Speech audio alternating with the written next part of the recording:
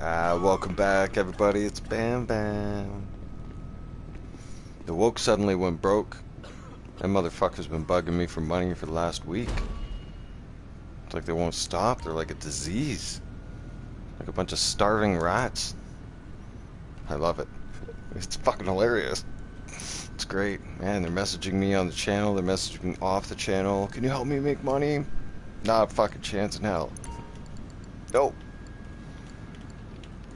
It's funny how they're using their second, third accounts, and they're hiding from their barcode accounts, and they're trying to make up these weak ass stories. Oh, that's my brother's account. That's my cousin's account. We're all business today. Bunch of crybaby bitches. Bam is laughing all the way to the bank and always will. Told you guys I'm a warlord. You didn't believe me. You didn't believe me that we had money for days, weeks, years. We're never going broke. Told you guys. Our clan, solid. 3 kings.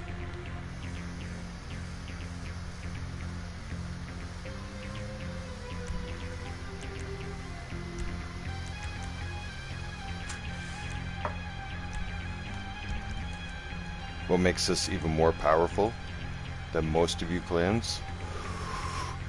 And most of you shitty clans that thought you were big and tough. We have allies who are just as rich. Yeah. Fun facts. Right? And we'll never run out of money. But a lot of our enemies will. That's the thing, they can't even afford to go to war anymore.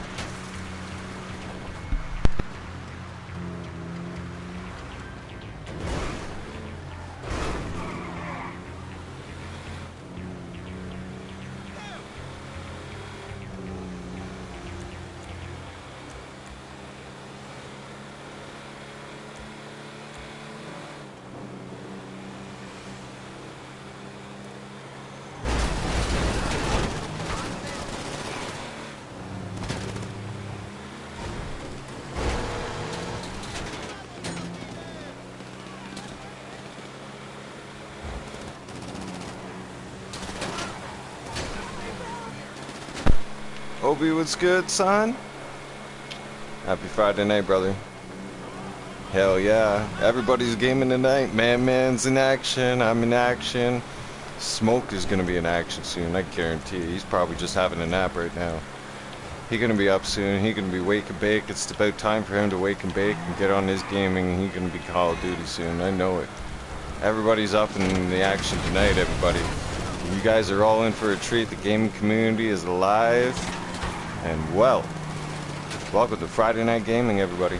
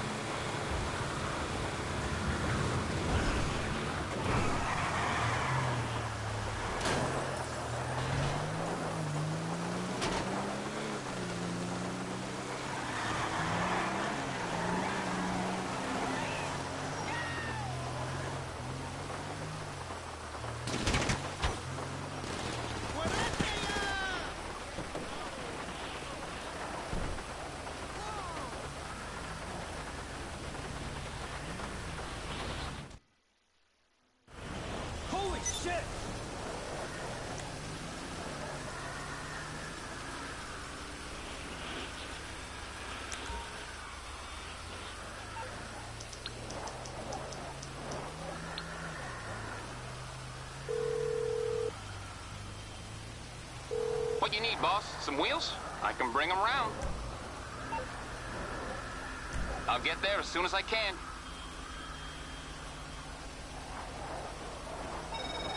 Look at that. All deliveries received. Now let's just hope they know how to use them, right? Hi there. Are you free?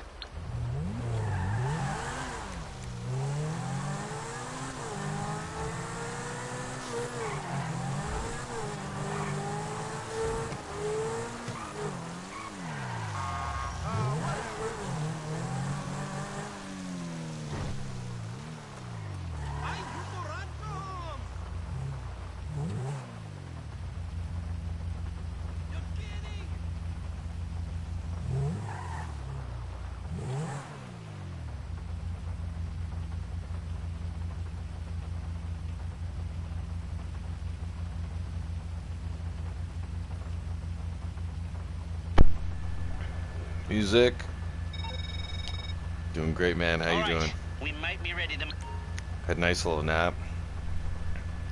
Had to get that recharge in for Friday, you know? Plus I'm old. As soon as I have dinner, I'm old school like that. Like, I get full, I get sleepy, you know? Sometimes I wake up at 9 o'clock at night. Sometimes I wake up at 10. Either way, I'm awake. I'm good. You should be gaming, man. It's Friday night. Why not? Tired as fuck? Dude, come on. Take a power nap for 30 minutes. You'll be alright.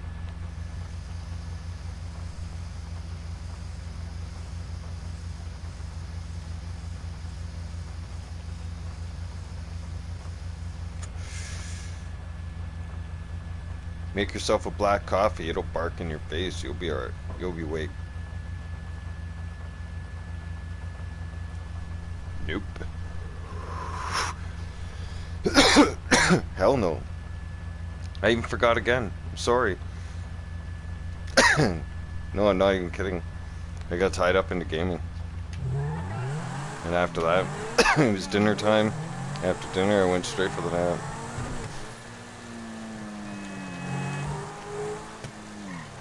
I just woke up not too long ago.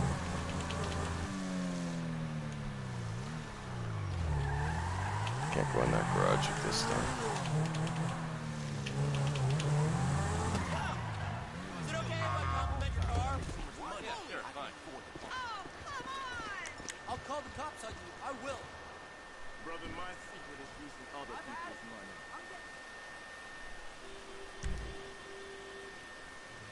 Oh, I'll get to it.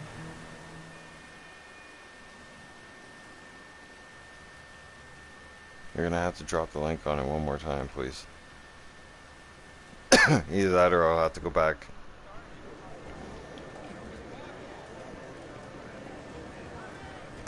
And find it somewhere.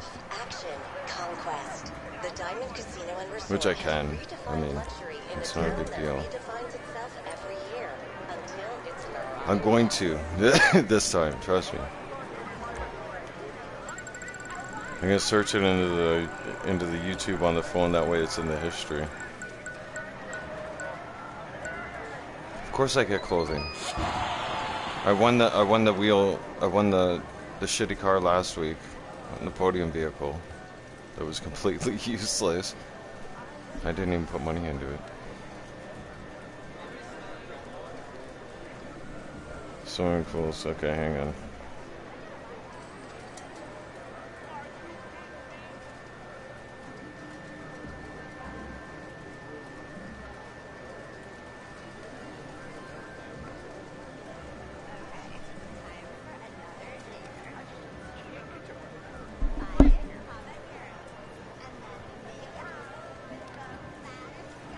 I wonder if I've heard this song. Probably have.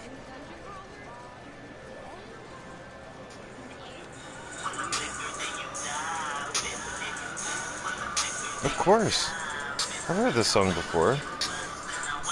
Man, this is old school stuff. That's when music was music. Not the shit that's out there now. I don't even know what to.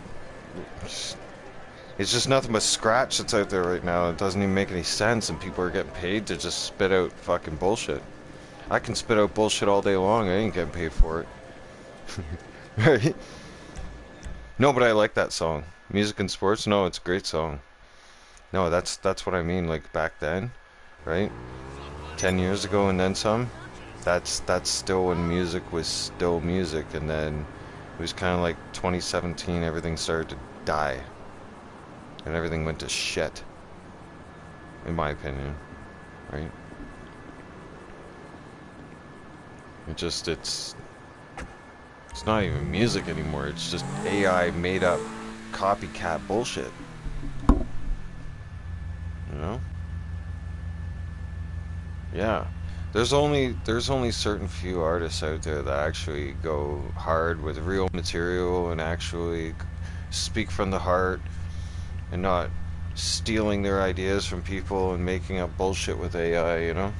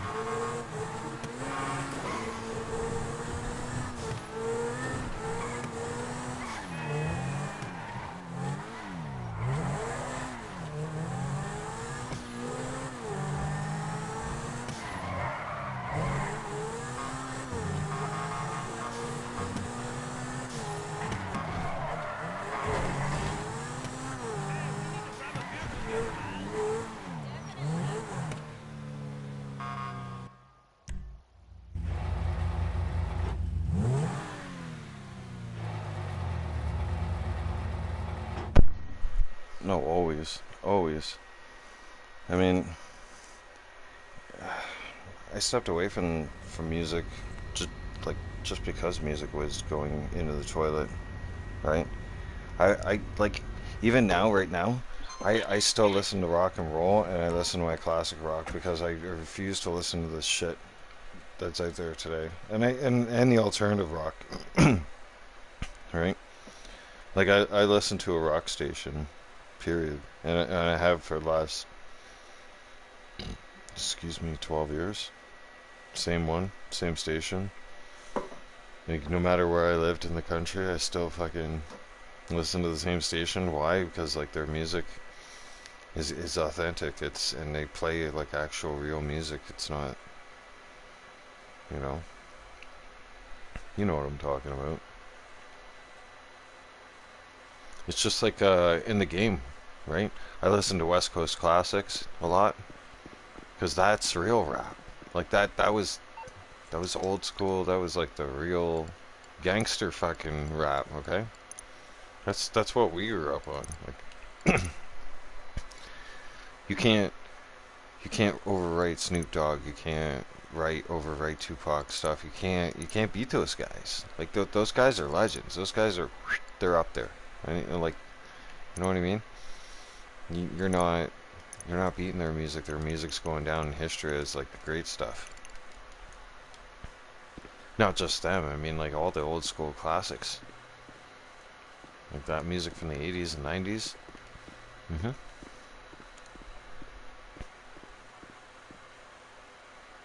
Like even Will Smith had good music back then. I don't know what the hell he's been doing now. Right? Slapping people around, that's what he's been doing.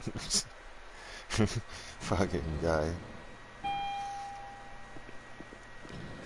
Goes up on stage, slaps some dude, it turns around and insults his cheating ass wife. What's this world coming to? There's the boss. Hello. I mean, What can I do for you? Keep your blood sugar up. I would have gone up on stage, laughed, pointed, and started making fun of her with Have him. a good day. I mean, you guys found that out, right? Like, not that I care about Hollywood bullshit, but turns out Will Smith's wife was cheating on him the whole time anyways, so he slapped Buddy for nothing, for no reason. Oh God. You know what? On a more personal note, as a guy, as a man, okay.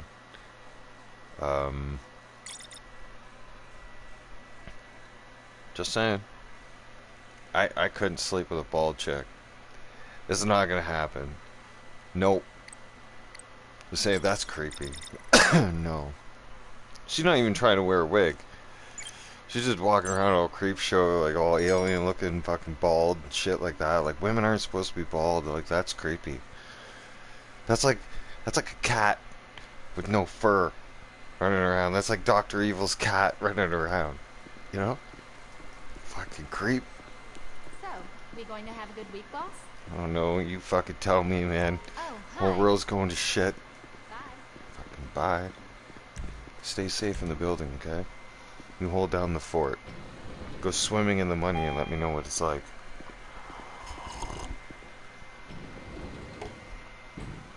Got so much money in that office, I could fill up like one of those miniature pool. Well, way more than one of those miniature pools. Could definitely stuff a mattress, right? Forget Build-A-Bear. We could build a mattress with that Details money. should be with you on this car. It's parked at that location. This is straightforward enough. Let's get this one back in good shape. Isaiah, you're a fucking animal. Welcome back, brother. That sounds like something I would do. Hungry much?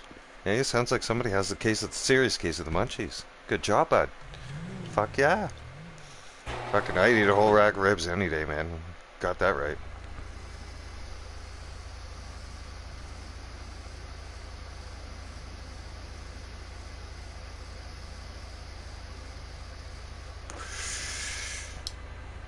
It's Friday night, we smoke weed.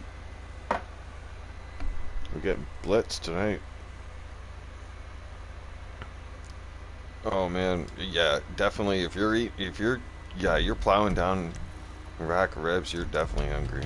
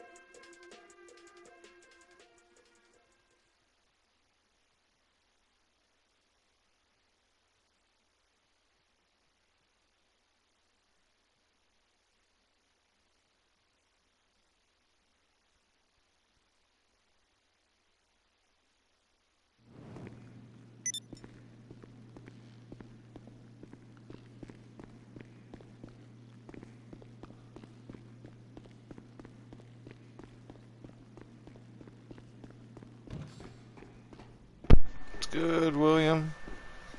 I want my 9 figures back. That's what's good. That's what's up. Yep. Get close. Alright. Get my 9 figures back, I'll be happy. Haven't had 9 figures since the DLC dropped. I went from 108 million down to 30 million. We're back up to 88 million and counting. We're close. It's gonna happen. It's gonna happen right quick. Because I make mad money. You guys see that. You guys see it every day. I'll show you guys. Bam is a money-making machine.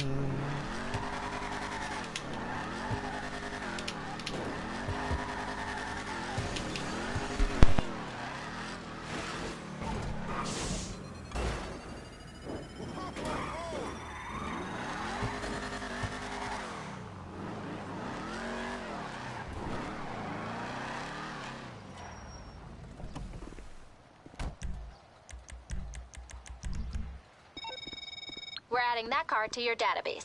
You want to add to the collection, log back onto SecuroServe at the office.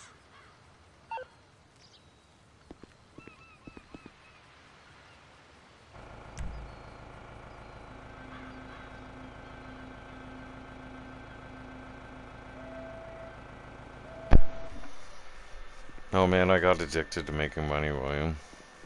Yeah. I can't stop. Look, that's the new Escalade.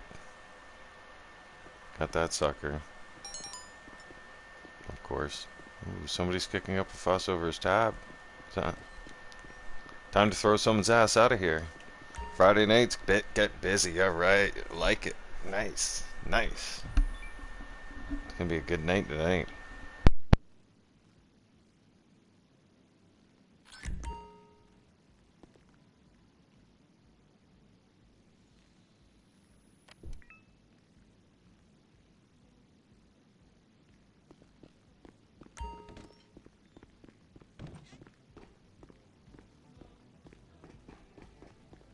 Good to see you again. This place is cool. Thanks for the hookup. Enjoy it, buddy. This is our place.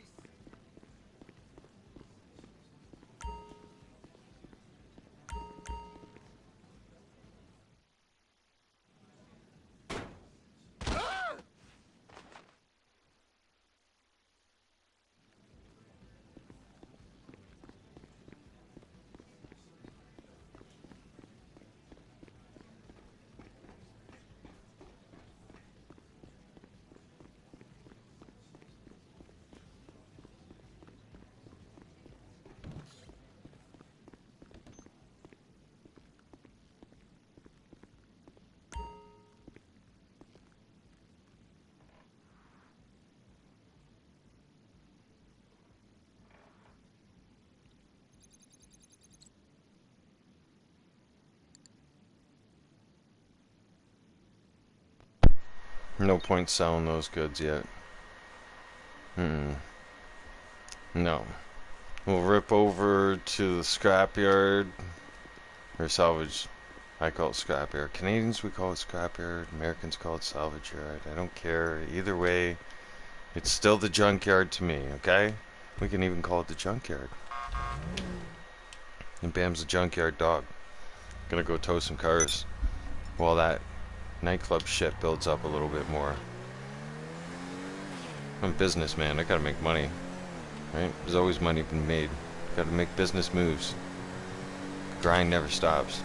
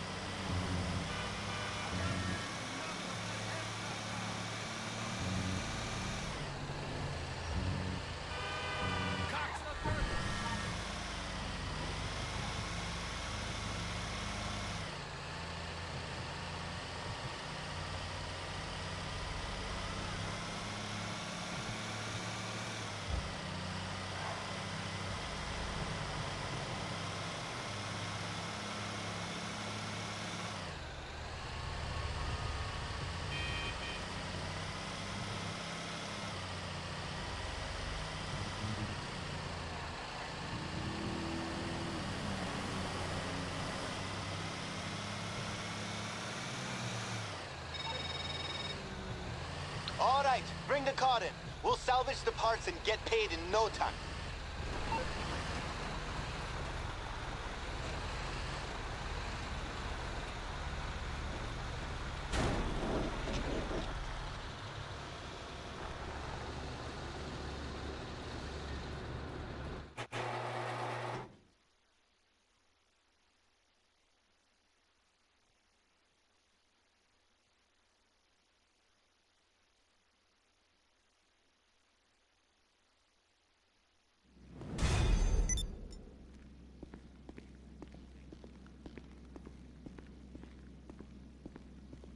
What's up? Take care.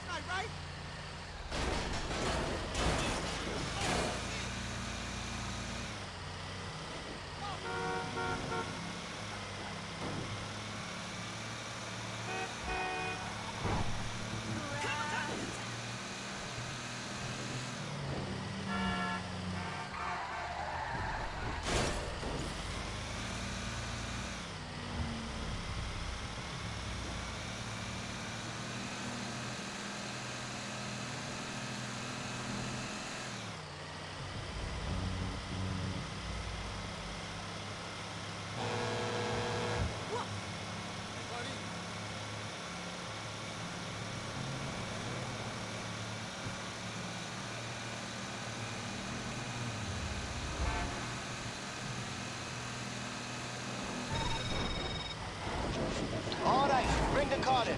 We'll salvage the parts and get paid in no time.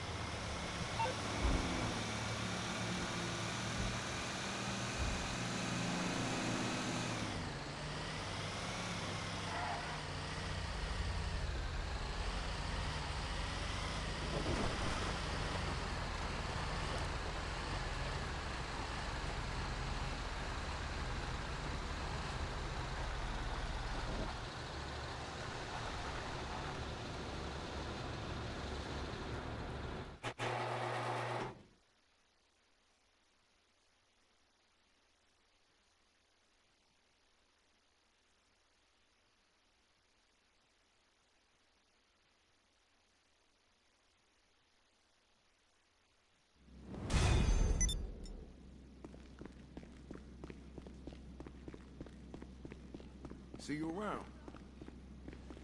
Oh, my suit is so fancy. It's actually pleasuring me right now. Oh, who's your daddy? Who's your daddy? Yang! You've worked yourself up into such a liberal lap that you actually ended up helping the opposition.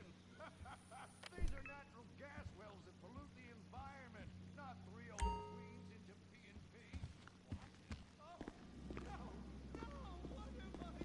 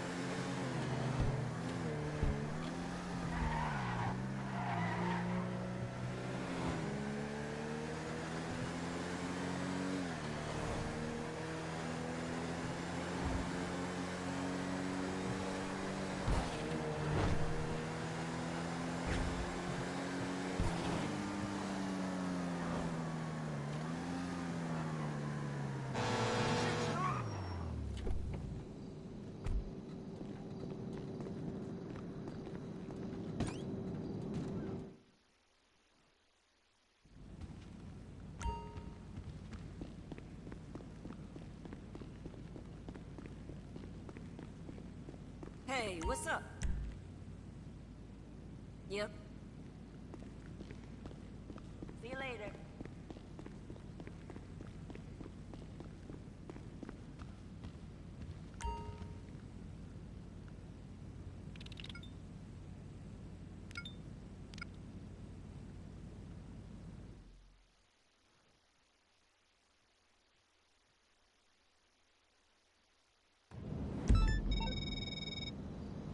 We're all lined up.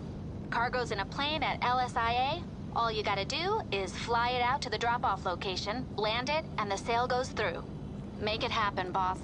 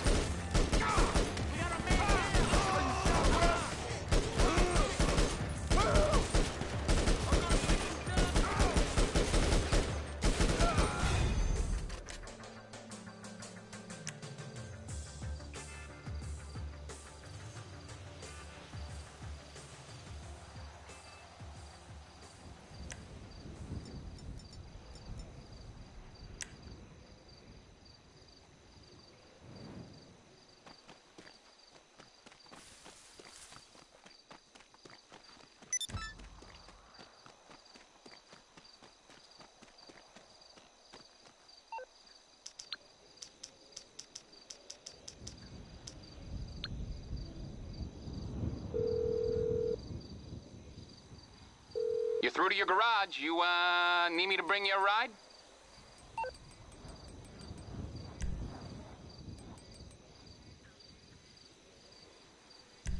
I'll bring it by.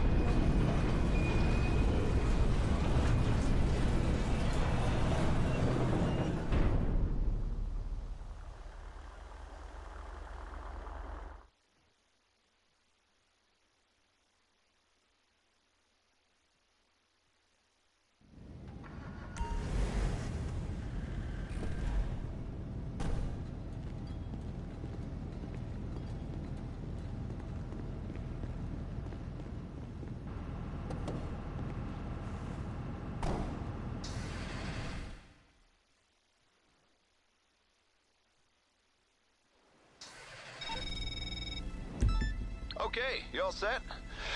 Nothing like transporting a batch of arms across the most violent state in the country to give you that serotonin spike, right? You know, this used to be one of the agency's hazing rituals, but I digress. The store is all set to take receipt of the goods. As soon as you drop them off, you get paid. Safe travels.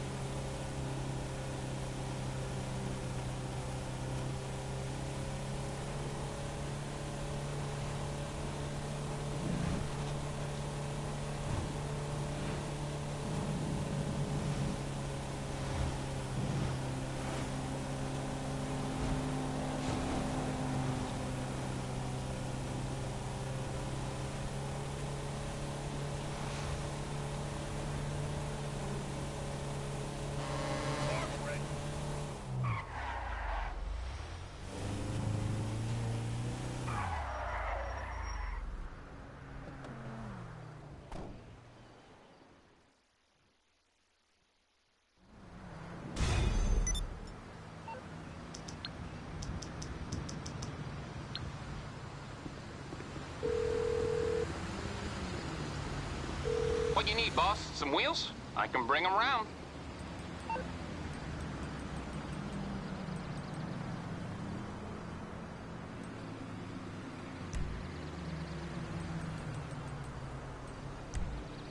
I'll bring it to you.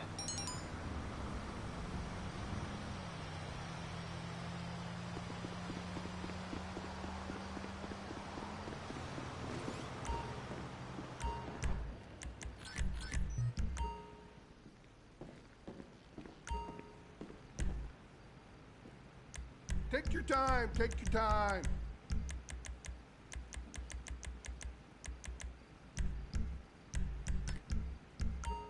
Those are pretty popular.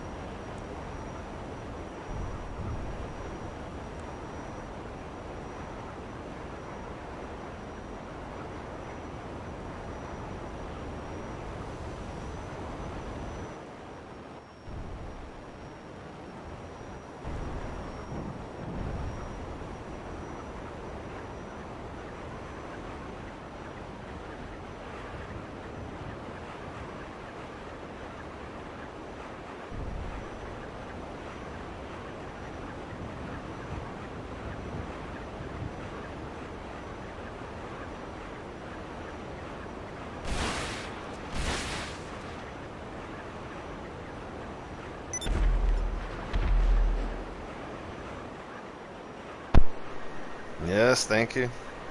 And it comes, it doesn't come weaponized. No, no, no. You have to weaponize it. Now, you can buy one for the Avenger. Here's the thing. You can only fly in and out of the Avenger with it. You cannot weaponize it. You can only weaponize this thruster that you can buy from Warstock. The one that you can buy inside the Avenger, it's not going to be weaponized. I learned that the hard way. I'm letting you guys know. So before you guys think, oh, I'm going to get a weaponized one for the Avenger, it's going to be kick-ass. No, no, no, no, no. It don't work like that. We tried that. We did that on DLC day one. Yeah. Within the first hour, that was what me and a few other YouTubers were trying.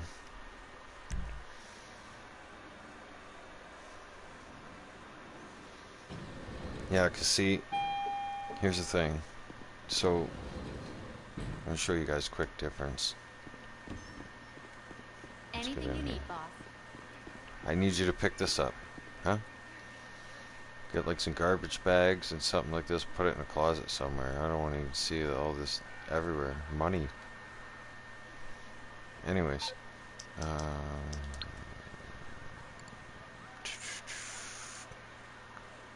Warstock.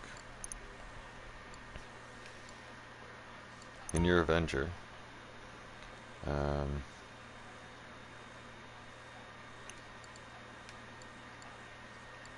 don't know. Did I make it out here now?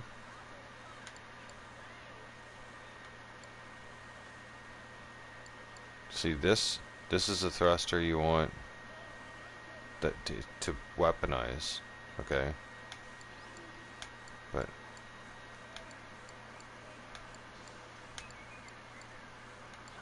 inside the Avenger. Oh, okay, no, sorry. You can't purchase. Okay, so not to confuse everybody, okay? When you're upgrading your Avenger, you'll have an option to purchase the thruster when you're in the hangar. Don't do it. Okay? If you want to weaponize the thruster, buy it from Warstock.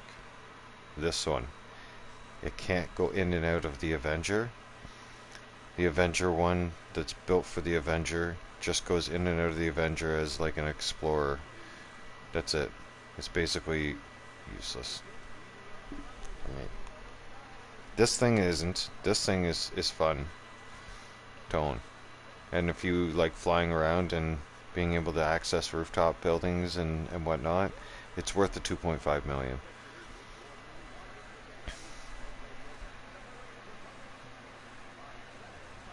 Never really got big on GTA? No?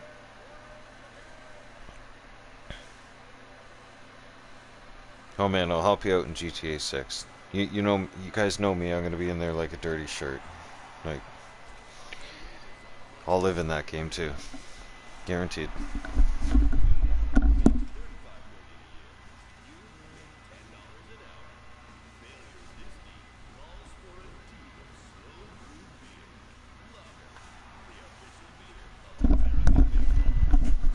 I've been living on GTA since 1997, November, since it dropped. I love bragging about that. Oh yeah, I know, I seen the trailer, like, damn it, they can tease us, they couldn't even tease us some more, right? I wouldn't be surprised if they drop another couple trailers off, right before the summertime, just to amp us up, right, you know? Get us all amped up, fired up. Seriously, it's like taking a fistful of crack and like taking it right and like dangling in front of a crackhead going, come here crackhead, come here. It's like running down the street, man, and you're gonna have somebody chasing you. Like, all the GTA fans are gonna be like eating this alive. We're all waiting on it. It's driving us nuts. It's like, oh yeah, we're thinking about dropping it this fall. Oh really? Are you? Are you sure? Huh? Like, my God. Like, for all us GTA fans, it's like, listen, man, Rockstar, get your shit together. Like, how many years does it take? Because I'm gonna tell you something right now. Okay, there's a building outside of my building. Okay, I own the biggest building in the game in downtown core, and there's a building behind mine that's been under construction since 2014. Fuck. Okay. I don't understand, Rockstar. This is gonna take. You motherfuckers are making a career out of making GTA 6. That's for sure.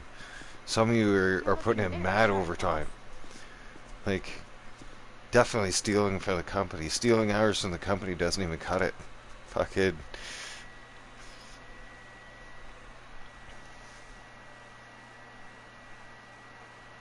I know. What an idiot. You thought about giving me some that guy needed to catch a slap. You know, William? Ooh, nice. Nice. Yup. Mm-hmm. You won't regret that one. I stored that sucker in my, Here, I'll show you something. Fearless leader. You stop sucking my dick. Seriously.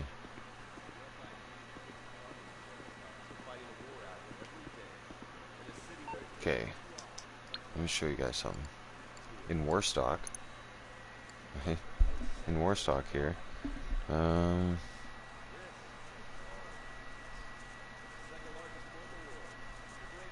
He did. Music and sports, you're right. He did. Dude, as soon as you guys brought him up and everything, Wade got on here and Wade even confirmed, like, that motherfucker was in a lobby with us in 2021 and he was in a public lobby and he came in here and he started boasting all about all this shit that we have now, that this DLC that just dropped. He started telling us that we were going to be able to buy police cars and we were going to be able to buy the SWAT truck and we were going to have police missions, shit like that. And we were like Wade's like, this guy's high on drugs. I was like, yeah, I think so too. And like, this is when everybody talked in the public lobbies and we were like, this guy's fucked, right? And we're like, smoke another one, bud. Like, a matter of fact, like, don't do drugs, like, reduce it to half. And he's like, no, I'm serious, guys. Like, Rockstar's gonna give you guys the opportunity to finally own cop cars. I'm telling you, you're gonna be able to buy the undercover car and a regular cruiser, and you're gonna be able to customize them. I'm like, no, you're not. I'm like, Rockstar's not gonna let you do that. Like, fucking, dude, you're hitting the pipe hard. Like, I feel bad for you. I told him like that, but oh my God, fucking guy was right. As soon as the DLC dropped that we could buy police cars, the first person I fucking messaged was Wade and Shug right away. I was like, boys, that crazy bastard from 2021 was right.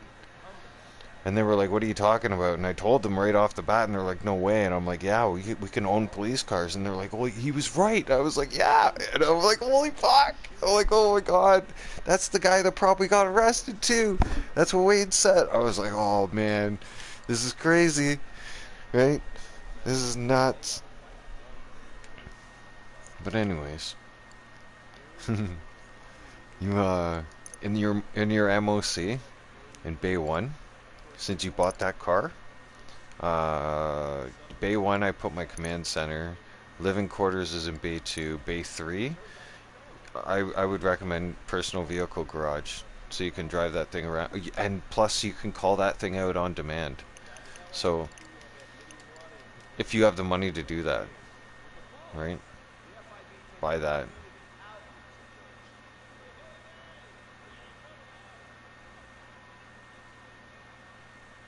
Oh, cool. Nice.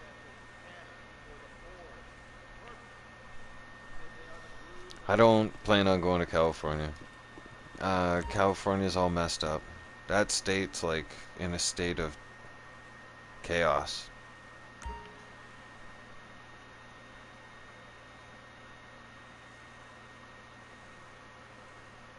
Hollywood's a weird place, people. LA's a weird place. I don't want to go there.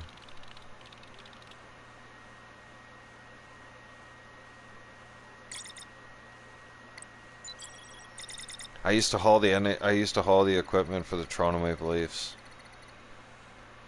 And I've hauled the equipment for the NBA, for the Toronto Raptors, the Blue Jays, the Laurier Golden Hawks University football team. I've met players. I've had like the VIP passes where like if you drive the equipment for the team and you show up like mad hours before the game and you bring the equipment to the dressing rooms, and then the equipment managers disperse the equipment from the carts all throughout the dressing room. I've gotten to see like inside the dressing rooms and how cool it is. I've gotten to eat like fancy restaurants and stadiums and shit like that. It's wicked. Like I miss driving trucks sometimes. Like, you know. Oh, guys, like, oh, dude, it was cool, but you had no life. Like, they owned your ass. Like, sometimes, like, if the team, for instance, if the team finished up a game on a Saturday, like, they're gonna finish up a game, or they're not at home tomorrow, I don't think. I gotta check the schedule. But say, for instance, they're at home tomorrow, right? And then they got a game on Sunday, and they're packing up, and they got a game, and they're flying out west to LA, and they're playing on Sunday afternoon or Sunday night. You gotta get you're waiting there till 11 o'clock at night for them to leave, and all their equipment's in the dressing room. Then it has to be loaded, and it has to be taken to the truck, and then it has to be taken to Pearson Airport, taken to airside, loaded up on the airplane, fucking all kinds of shit. Like, goes direct right from the arena right to airside at Pearson. You go on airside, you load the aircraft. By the time you're done everything and you get off airside and shit like that, it's like almost 3 o'clock in the morning, and the team's already in the air, and you're waiting for them to come back. You're on standby for when they come back, and when they come back, their gear has to be taken right from the aircraft all the way right back to the arena immediately, like direct, no stopping, no nothing.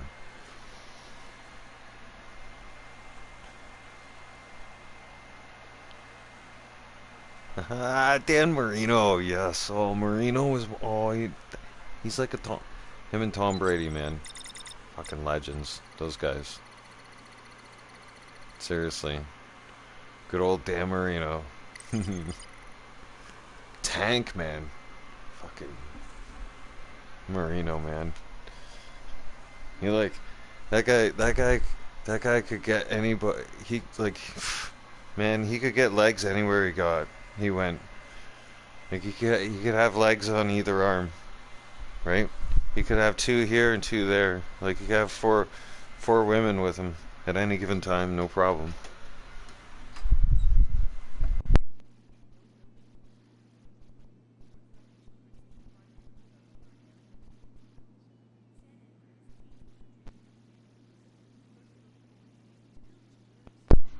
was like Dan Marino was Mr. Pip.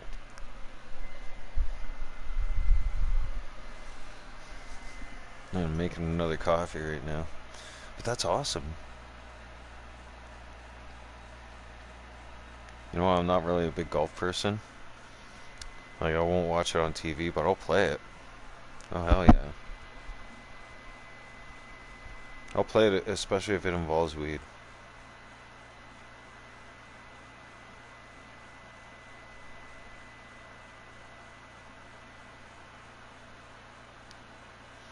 Yeah, it's different timelines, like, definitely. And, yeah, Tom. Oh, man. Big shocker. Okay, I've been a Patriots fan since diapers, as well as a Leafs fan. Like, my family, that's what I was born into. I had no choice. My grandfather was a fucking Pats fan. And the thing is, when Bill announced that he was gonna just walk away and retire recently, like, I was like, oh my god, really? Why? Why? Oh, why? And he's always got that serious look on his face. Smoke, what's going on, bro? Mad respect to you too, bro. Thank you so much. I got you. Of course he always shows. As soon as I mentioned I mentioned you like 30 minutes ago and poof, here you are. Like you appeared in the cloud of smoke. Like a genie. Eh? Genie Smoke Dank Gaming.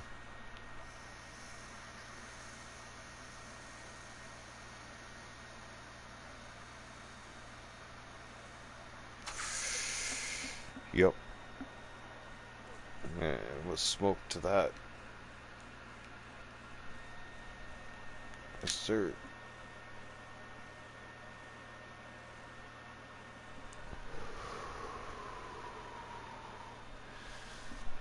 And best thing about smoking weed out of a vape cartridge is it's so discreet. You can smoke weed anywhere now. You know, you can walk down the street, smoke it, nobody knows what you're doing. You can be at work, smoke it, nobody knows. Like, seriously, like nobody can figure this out anymore.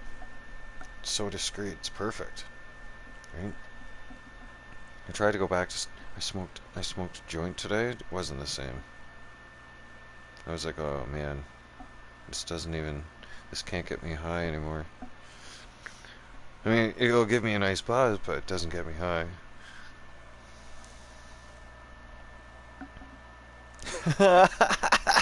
Yes. Oh my god. Oh, Fernandez embarrassed us. Do you remember that? Why bury your fucking dead body in your backyard? That guy, oh, IQ of a fruit roll up. All the money in the fucking world. No brains. Fucking idiot. Like, he even looks stupid too. Like, and he was like one of those fucking rich little bastards. I really didn't like him, but Hernandez is like, oh no, he was good at what he did, you know. But off the field, it's a fucking mess. Just a fucking disaster, and it showed too. Because if you look at the documentary on him, did you see that one, Music and Sports? Did you see his documentary? And how he was losing his mind in jail and shit like that? Poor guy, fuck. Like, he had no sense of direction. His childhood upbringing was all fucked up, man.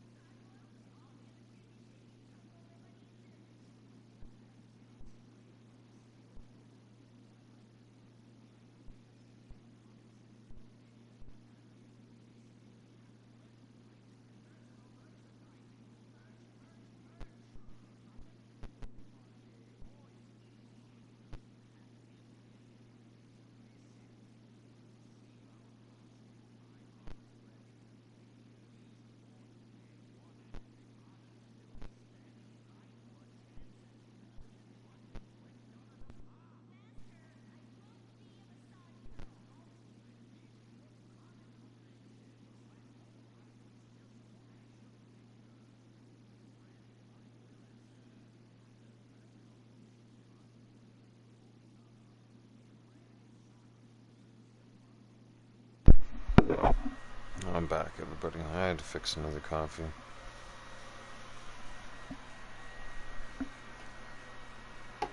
One thing, I'm gonna say this one. This is my opinion, alright? About the whole situation that's unfolding in Foxborough, is that Tom Brady should be head coach.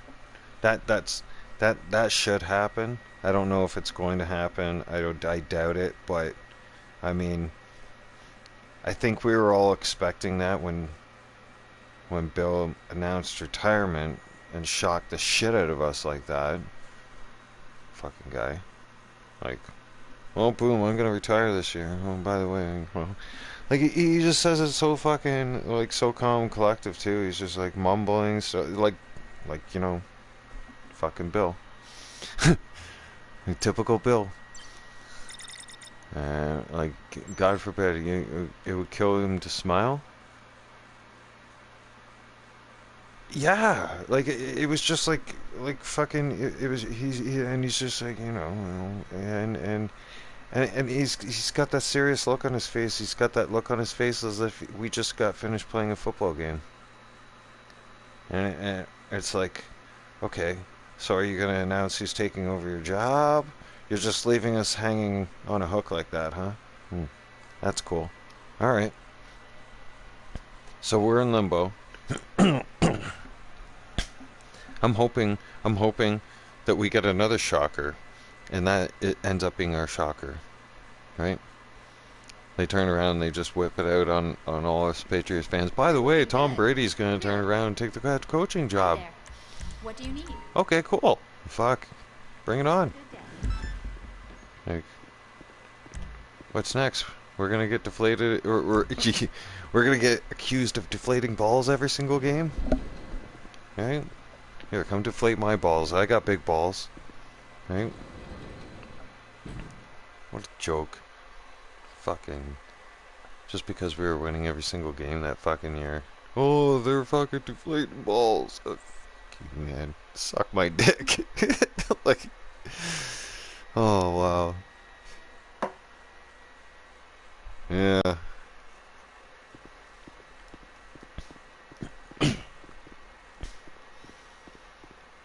Yep, I know. NFL's gone weird and woke.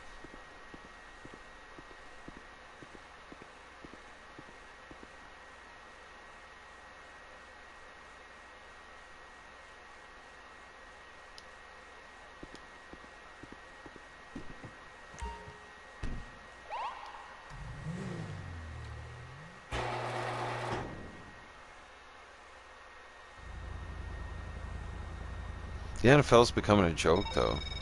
Hey, Heffa, what's up? So is the NHL. So, like, what I mean by that is it's not the players' fault, but, like, all this woke ideology bullshit is coming into the leagues too much. And some of the players are just, like, giving the big middle finger and being like, listen, I'm not wearing the Pride jersey. That's just facts. That's, like, I don't have to wear it. It's not in my contract. If you want to force that shit on me, like, fuck you, I'm not playing. And when big stars turn around and say they're not playing, that means that the arena is going to lose money, and they can't afford to lose money. Merchandise brings in money for the team, and that's how they pay for the players, and selling tickets as well. And when tickets don't sell because of woke ideology bullshit like Bud Light, then the arena sits there and makes a very quick decision. A financial decision gets made very quick, very fast, because they're not going to turn around and support some transgender ideology, woke bullshit over financial stuff, okay? They have bills to pay.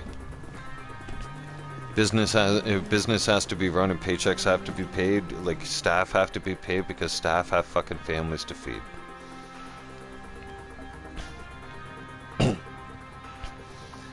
Oh yeah. And the refs have gotten out of control in the NHL too. Like I can't even... I can't... Well, you guys know I'm going through the being sober away from alcohol, so I don't sit down and watch a game either right now because I'll want to drink a beer with the game.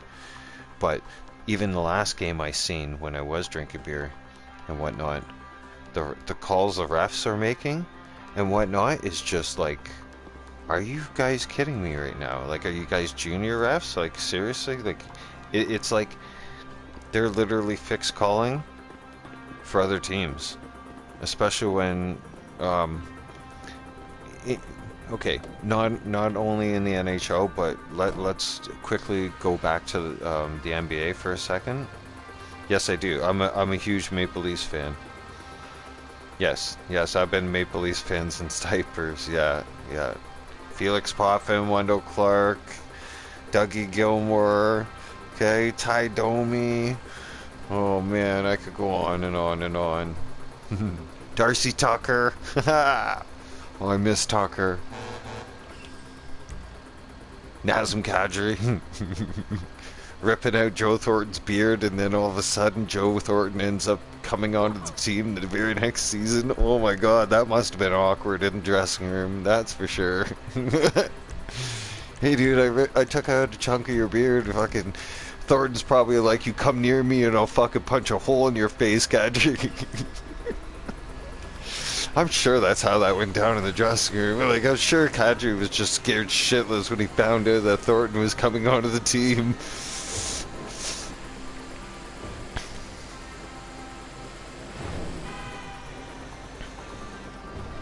Because you guys do remember, Nazem Kadri and Joe Thornton. Kadri grabbed Thornton's beard once and took a huge fistful of Thornton's beard. And then just so happened, the very next season, okay, that very same year, who shows up in their dressing room? Joe Thornton ends up being a Toronto Maple Leaf. And funny facts, Nazem Kadri was still a Toronto Maple Leaf that year too. And so was Marlowe. So it was really interesting.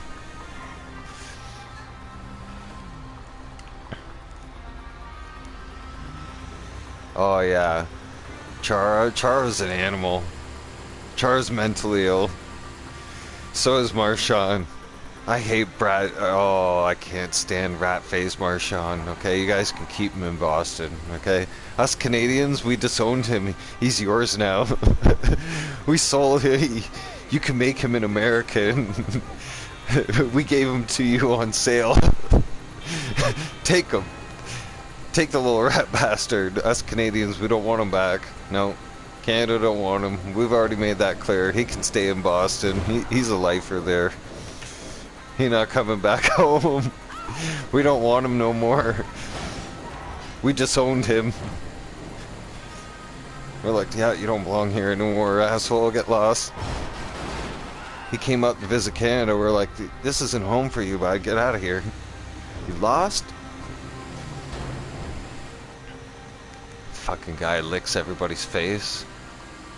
He could be a gay. You never know. Fucking guy running up and licking everybody. He was Nazem Kadri's little enemy. Like, he always got under Nazem Kadri's skin. Like, Nazem Kadri had no self-control around around Brad.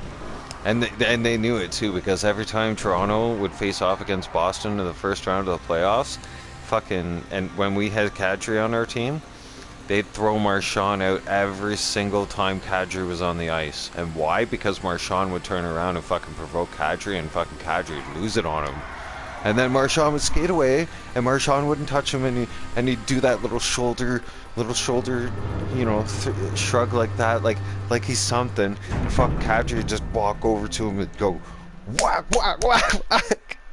You know how fucking Kadri would do it. Fucking the Toronto Maple Leafs turn around, like, Nazem Kadri displayed, like, his true aggressive side when Toronto played Boston in the first round, when Nazem Kadri and Brad Marchand were facing off against each other. And the Toronto Maple Leafs organization, after we got out of the first round, and it was because of Kadri, because Kadri was, like, costing us penalties. Let me know. The Maple Leafs were like, listen, Kadri, we're gonna trade you to Colorado, or you're gonna take some counseling. What's the point? And he just said, fuck you guys, I'm not taking counseling. I don't have no anger management problem. It's Brad's problem. They're like, all right, Kadri, you're going to Colorado, and they got rid of him. And I'm like, oh my god, no. I was heartbroken. I was like, all because he refused to take anger management. I don't blame him, because it was Brad's fault, okay? And by the way, you guys had that little shithead DeBrusque. Oh man. Everything Sean Avery says about fucking DeBrusque is right. NHL the MMA no time. Oh yeah. Yeah. Boss? What the fuck do you want? That's right. It's coming at you. I did. I stopped following fighting a long time ago, like 2015. Yeah. That was like the Sova days.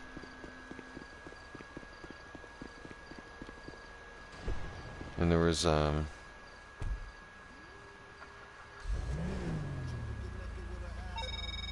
Why you not?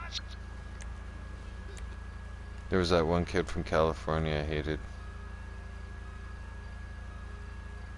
And he was like a mouthy little fucker. And everybody wanted to drop him too. I forgot that guy's name. He was just a cocky lippy motherfucker. And he was well hated. But I was a Conor McGregor fan. Right? Like, McGregor's an animal. Some say McGregor needs mental help. Yeah, probably. But I mean, I wouldn't want to fight McGregor. You know? McGregor's just awesome.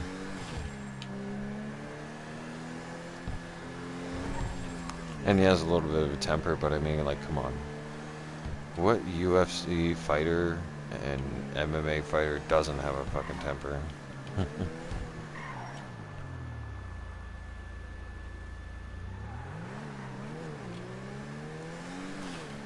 It's not worth it. I did some gym training a long time ago, in my 20s. And it's just like when you're trying to balance, yeah, when you're trying to balance work, life, and then the gym on top of it, oh man, it kicks your ass. You think you're tired now. I remember days like that's why I stopped going to the gym, doing MMA gym and training and stuff like that, and sparring, because it sucks the energy out of you so bad, fucking, and it's hard to recover back, especially if you have a job that requires you to do physical labor, like driving truck and everything else, and jumping down and off the truck and strapping shit down and loading and offloading. Like, that was also abuse on my body too, so it was like never getting a break.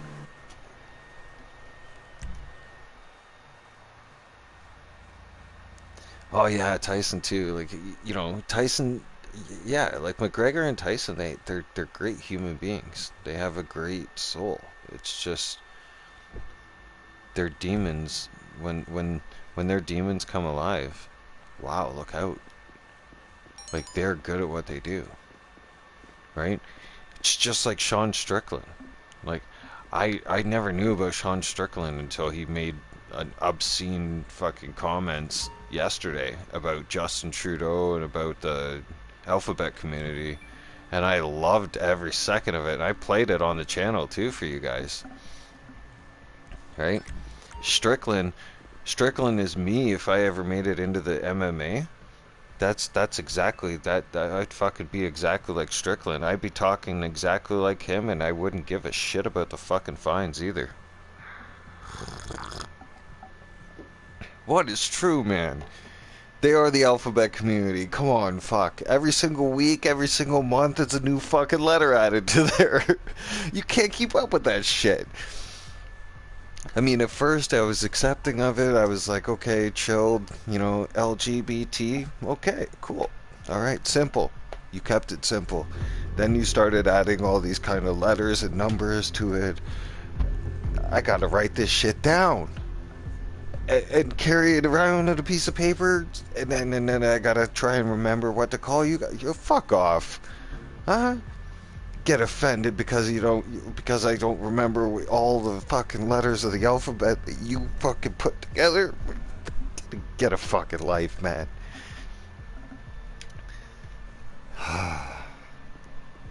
Unbelievable. It's like we live in a fucked up society. It's flipped right upside down, eh? It's true. It is the alphabet community. I know I just offended some people there. I went from having 10 viewers down to 7. Somebody got offended there. Right? Especially when I mentioned Sean Strickland, fuck.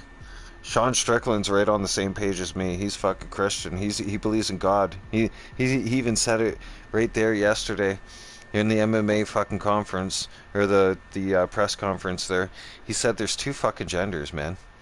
And he said to that alphabet community fucking reporter, he's like, you're a fucking weak piece of shit, man. He's like, you're a fucking weak man. He's like, you're not even a man. You're fucking weak, right? And that's what the fucking gay community is. They're weak. They're weak, coward individuals. I've been calling it out for a long time, for the last 2 years, and now it's finally coming out. The MMA are fucking calling it out now. Now you got like the animals of the fucking world calling it out. Now what? And what now, motherfuckers? What you gonna say now?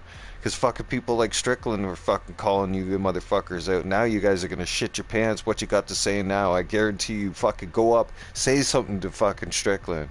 Fucking Strickland will turn around and fucking tune you up. He'll make you an example for sure.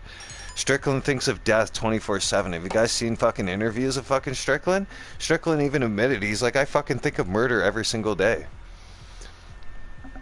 Like, that guy is different. He's like, he's special. Like, he's gifted. And he's gifted in a crazy fucking psychotic way that I love him to death for. I really do. Like, he's in a perfect circle between me, him, and Tom McDonald. Like, we'd make a perfect group. Yeah, perfect little group of psychos. Yeah.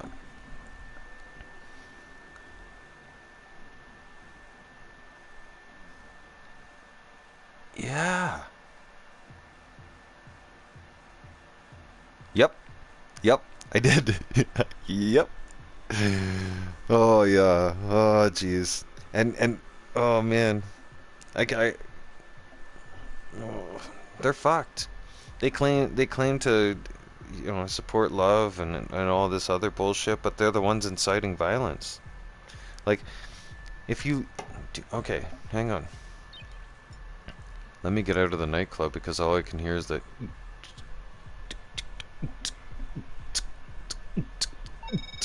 You know? Like. We got an opportunity, boss. Oh, fuck, Some really? hot product just came up. More expensive than a normal shipment, but more profit potential, too. You want to go for it? Come back to the office soon to make the deal. Son of a bitch.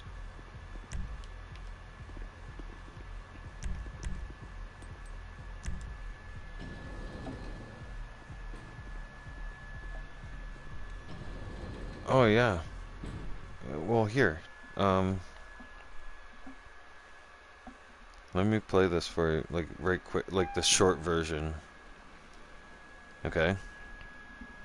Like Strickland just destroys the fucking woke, like the alphabet community so fast. And this would be me. Well, this is me on the channel. I'm very outspoken. Are you Canadian? Of course I am. Are you part of the fucking opposition? Are you? I don't know how to phrase that. I mean, you got like fucking. Yeah. Well, I did want to ask. Did you vote for Trudeau? You know, I'm not gonna say. And let me tell you something right now. The man says he's not gonna say. Like, if you ask him, motherfucker, did you vote for Biden? He's like, well, I'm not gonna say. That's none of your business. He voted for fucking Biden. Sean, hey, Sean, I'm glad you've had great experiences. So this is what I'm talking about, you guys. The enemy of Canada. All right. That's what it's got to be. It's got to be. We've got a pretty supportive gay and lesbian community in this city. I did want to ask you about something you wrote a couple of years ago. You said if I had a gay son, I would think I'd. Oh, look, another. I'm saying the swamp, you guys, the swamp. You become a champion, you become a star, and someone would say. Let me ask you something. Are you gay? Have you had the chance no, to interact with a more diverse? Are you? Let me know. Are you gay? Can I get an answer? Well, no, I'm asking. This is a part of. Are you a gay man? I'm an ally of the community. Okay. If you had a son and he was like, you had a son, he was gay, you'd be like, oh man, you don't want a grandkid? No problem with it. Oh man, well, dude, you're a weak fucking man, dude. You're part of the fucking problem. You elected Justin Trudeau. Like, with you fucking, when he sees the bank accounts, like, you're just fucking pathetic. And the fact that you have no fucking backbone, and has he shut down your fucking country and seized bank accounts? You ask me some stupid shit like that, go fuck yourself. Move the fuck on, man. Really asked the question, but I did want to ask also things you said about the trans community. You said this past October when they announced the Bud Light sponsorship that you'd go so hard on Bud Light in your next fight they'll have to accept me or denounce me when they know what and they'll know what they stand for. Are you still going to use your fight time to kind of speak on that? Here's the thing about Bud Light. 10 years ago, to be trans was a mental fucking illness. And now all of a sudden, people like you have fucking weaseled your way into the world. You are an infection. You are the definition of weakness. Everything that is wrong with the world is because of you. And the best thing is the world's not buying it. The world's not buying your bullshit you're fucking peddling. The world is not saying, you know what?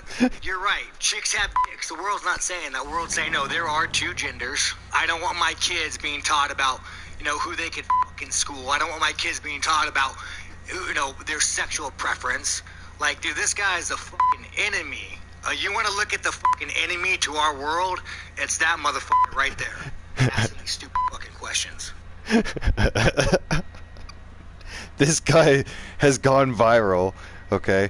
Has Canadians fucking... He has so many fans now from Canada now. All like in the last 24 hours, social media has blown up because of him, okay? I have become his new fan.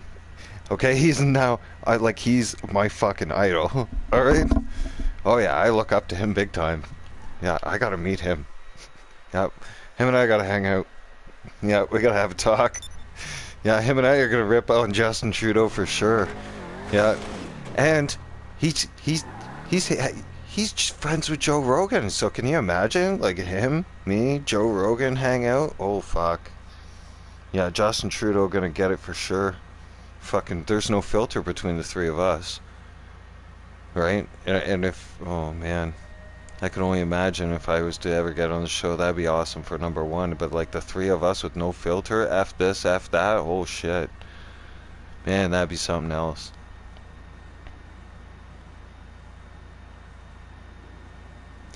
Okay, exactly. And then see, music and sports.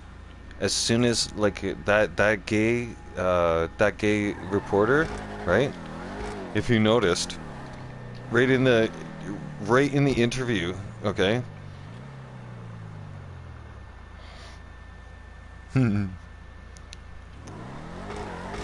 Okay, so remember the reporter? The reporter there. Oh my god, really? There's 50k in the safe? Hang on, I'm turning around. I'm collecting that 50k right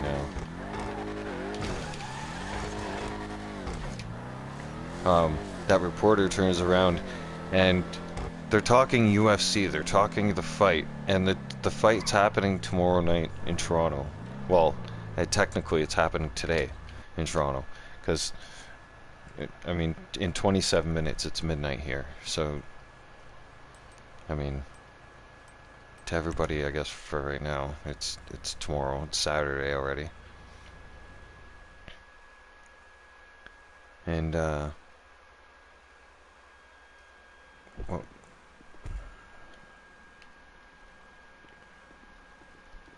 that reporter didn't even ask him anything to do with fighting. He's like, remember, yeah, I'm 2 hours behind you guys. Yes. Remember our Mountain Standard Time. But remember the reporter's sitting there and he's like, he's asking him something about fucking back in 2015 or some shit. He's like, you said something back in 2015 or some years ago, and he wants, he's asking him something completely different. Has nothing to do with fucking fighting whatsoever. It's like has to do with a comment that he fucking made like years ago. So the gay community goes looking for a fight. They're gaslighters. Period. And that it just proved that the alphabet community goes looking for fights all the time, and they go antagonizing people, and then they play victim. And you motherfuckers just exposed yourselves in that interview just yesterday in Toronto. And then Sean Strickland fucking let that guy have it. And now it's gone viral. Now the gay community don't know what to do. Because now you motherfuckers been exposed. Now the jig is up. Right? Now your bullshit game has just gotten exposed, and Strickland fucking tore you guys apart. He just went from coast to coast to coast against the whole gay community and fucking ripped on every single one of you motherfuckers, including Justin Trudeau, and did it all in a time span of fucking less than 3 minutes.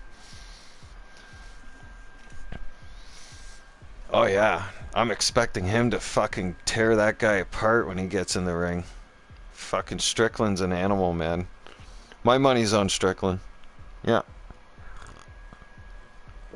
For sure. Strickland's gonna, yeah. Especially after his little rant right there that he made yesterday. Fucking, he's Vegas's fucking top pick right now for the win.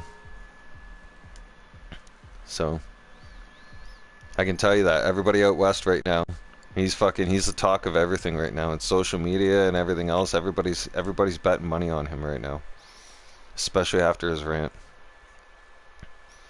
Like. And the whole alphabet community is fucking just losing their fucking minds right now. Right? They're all offended. Fucking crying their eyes out, shitting their pants. Crying in a corner. Dyeing their hair purple.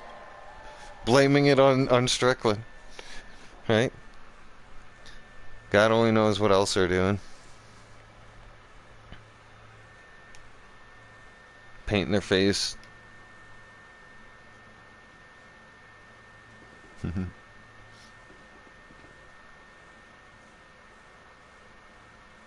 You're gonna play some video games and listen to music. You do that, dude. You do you. I'm not gonna be on the mic for forever, for long. No. I just want to, like, everybody's talking about this. You guys don't understand. Like, my friend Moose, he does Moose on the Loose on his channel, and he talks politics and whatnot, and even he's talking about it. Like, here. You guys don't believe me, or if you don't believe me, even my Filipino friends are fucking talking about this motherfucker. Everybody is on this.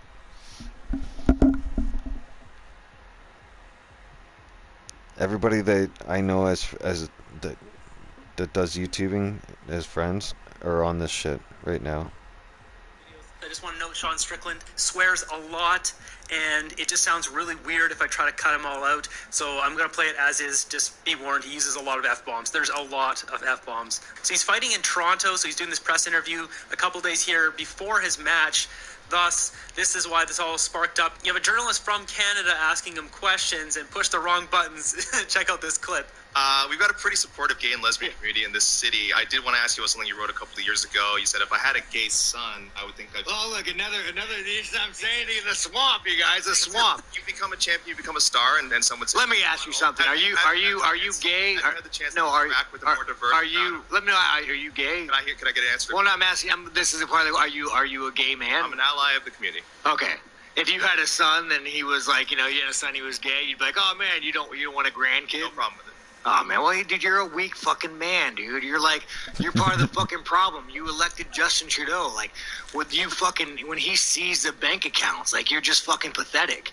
And the fact that you have no fucking backbone, and has he shut down your fucking country and seized bank accounts? You ask me some stupid shit like that, go fuck yourself. Move the fuck on, man. That doesn't really answer the question, but I did want to ask also things you said about the trans community. You said this past October when they announced the Bud Light sponsorship that you'd go so hard on Bud Light in your next flight, they'll have to accept me or denounce me when they know what, and will know what they stand for. Are you this guy's like that. This Canadian's not that Canadian. Are you still going to use your fight time to kind of speak on that? Here's the thing about Bud Light. 10 years ago, to be trans was a mental fucking illness. And now all of a sudden, people like you have fucking weaseled your way into the world. You are an infection. You are the definition of weakness. Everything that is wrong with the world is because of fucking you. And the best thing is the world's not buying it. The world's not buying your fucking bullshit you're fucking peddling. The world is not saying, you know what? You're right. Fucking chicks have dicks. The world's not saying that. The world's saying, no, there are two genders. I don't want my kids being taught about who they could fuck in school. I don't want my kids being taught about, their sexual preference. Like, dude, this guy is the fucking enemy. You want to look at the fucking enemy to our world? It's that motherfucker right there, asking these stupid fucking questions. Wow, he really goes in. And I have to agree, why are we teaching our kids about sexuality in a way that's confusing to them when they're so young? And also having the ability to transition yourself when you're not even a full-grown adult. I don't know. I don't like talking about that stuff because it is such a cluster. But I just think kids should, if they want to transition or whatever, they should do it after they turn 18. They can decide once their brain starts to fully develop. I think your brain fully develops once you hit 20 or 25 or 22 or something like that. But you should be at least 18 and make that decision. It shouldn't be something that is pushed onto kids that are 10 or 12 or 3 or 5. Like, that's absolutely ridiculous. In my eye, obviously you already got a sense of how I feel with the whole woke bathroom, putting tampons in men's bathrooms. It's too much. We can't have 77 bathrooms. Whatever solution they want to come up with, whether it's you use the bathroom you're born with your gender to be, it's a complicated thing. What for me though is not complicated is having a biological man say he's a woman and then go compete in a powerlifting or whatever competition, swimming and dominating it. That's absolutely ridiculous and insulting to women, and that kind of stuff has to stop. So I like that Sean Strickland here just ripped this reporter, and he just ripped Trudeau in the process too. This guy doesn't hold it back, and like, really, he's UFC champion. What's this guy gonna do? Nothing. Absolutely nothing. So there's actually a couple of follow-ups to this which are pretty funny. Here's the next clip. You can see Sean Strickland here sitting at the panel with Dana White. This is the owner of the UFC, and he said a few more words. Oh, you want Moose on the Loose. Look him up. Here. One sec. He's very easy to find on YouTube. And his oh yeah, I know Dana White's the man too, right? Fucking Dana White's an animal. Fucking Dana White doesn't take sides, which is perfect. He's neutral, right? I like that about him. He hasn't taken anybody's side. He's his own man. It always has been like that too. I respect him for that.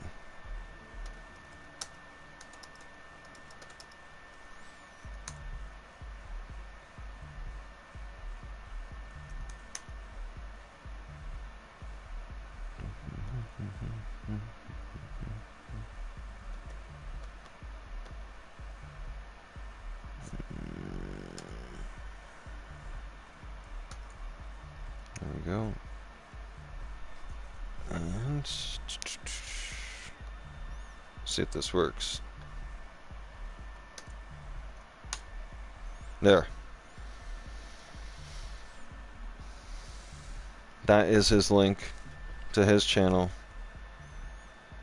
And currently he has 7,300 subscribers. Yep. That's him. He lives on Vancouver Island. He doesn't swear or anything, but he's cool shit. I mean, he's very direct and to the point in his videos, especially with his politics. He also does nature videos, and takes you guys out exploring, which I'm going to be doing as well this year at some point. So he actually inspired me to get out there and actually do the nature videos, and I was like, okay, that it's possible, because he's got a wireless mic and all that stuff. And yeah, you definitely found the right account. Yeah, he's Canadian as fuck. Yeah, big time. He's a big time Canadian. Hence his name, Moose on the Loose. He's big too. He's not a small fucker guy. He's no small Bam Bam, that's for sure. Bam Bam's small. Bam Bam's small but stocky, but fucking Moose is huge. I mean that in a nice way. I don't mean anything bad about him. No. Nothing bad to say about him at all.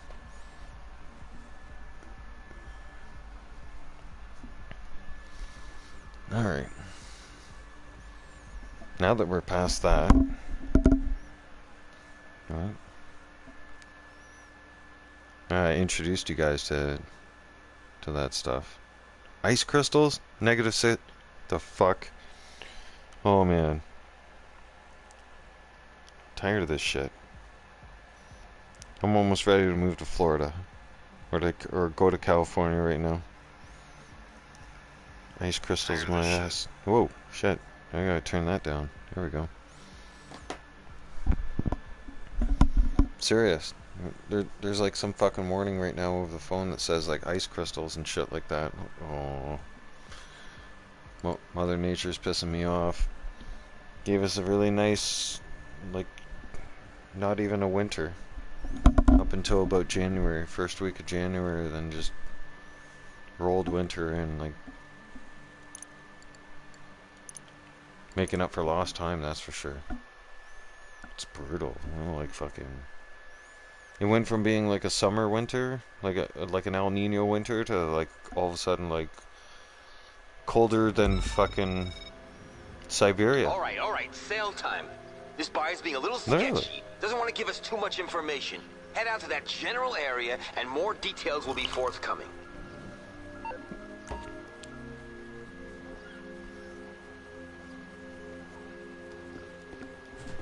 Nice.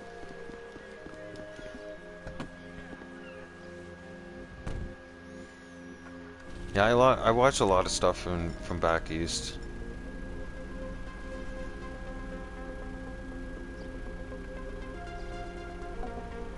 What kind of coffee? Well, right now I'm Nescafe. I got that big tall tin of Nescafe instant coffee. Just 'cause it's so convenient for me. I've got one of those water coolers that where you press the red button on it, it's got the kettle inside of it, right?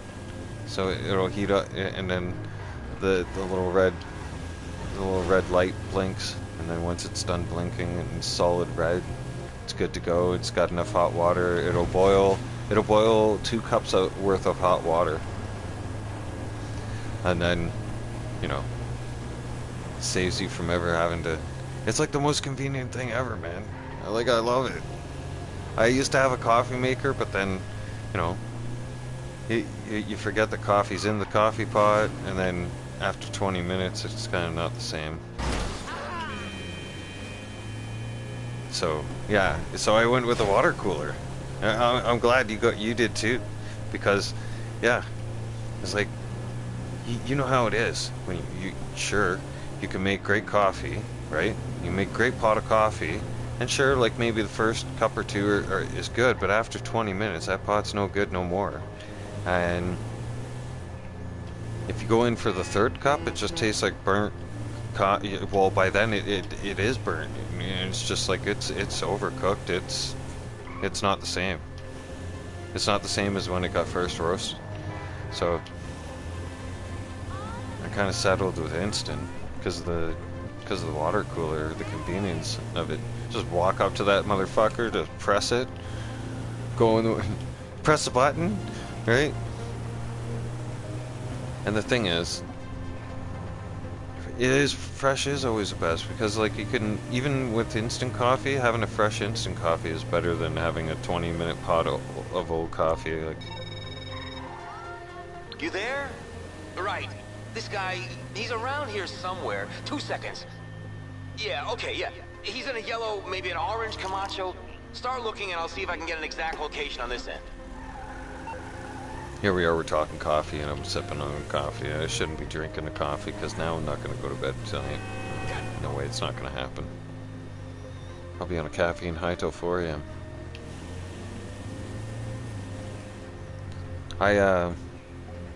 It's been a while since I had a cappuccino. But I do take coffee and hot chocolate.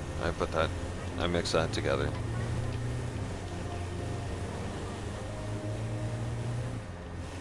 And I don't mind the Nescafes, or I think it's Nescafes, or what the hell is the other one?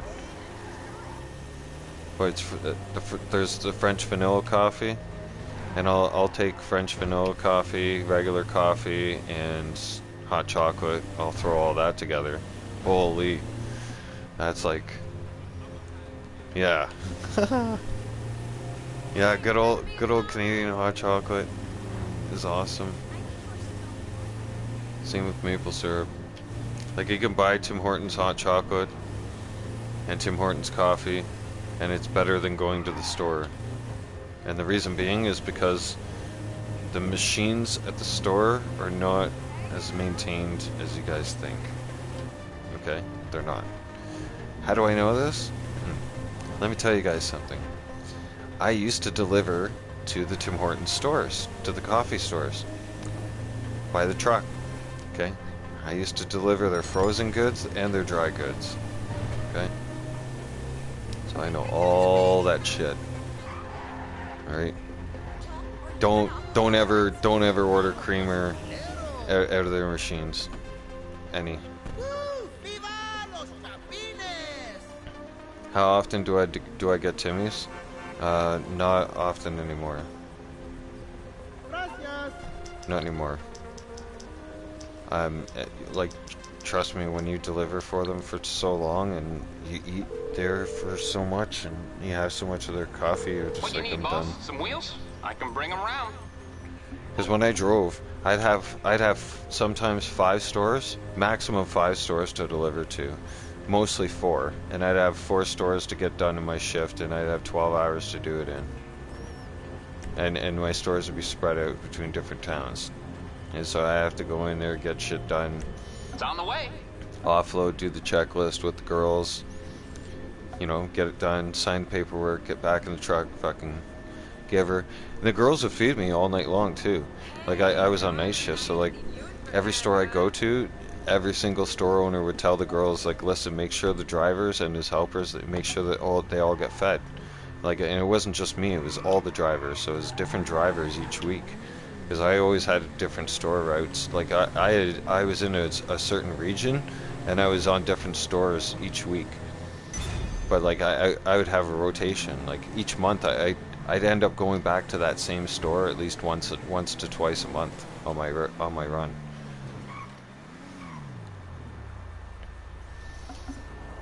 Here's a building. Oh, okay. Yeah, Tim Hortons has popped up now everywhere, all over the place, all over the world now. They're everywhere. But no, I worked for that corporation, and just, oh, they pissed me off. All right, well, They pissed a lot of us off. They treated us like garbage after a while. Like a bunch of us, for instance, we were getting hurt in the freezers, okay, on night shift, because the store was being negligent and not keeping up with keeping the ice off the fucking floor.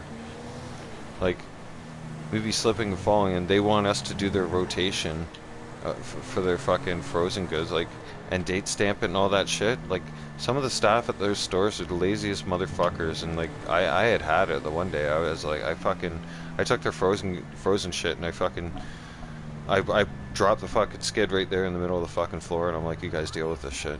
Like, I'm not doing it.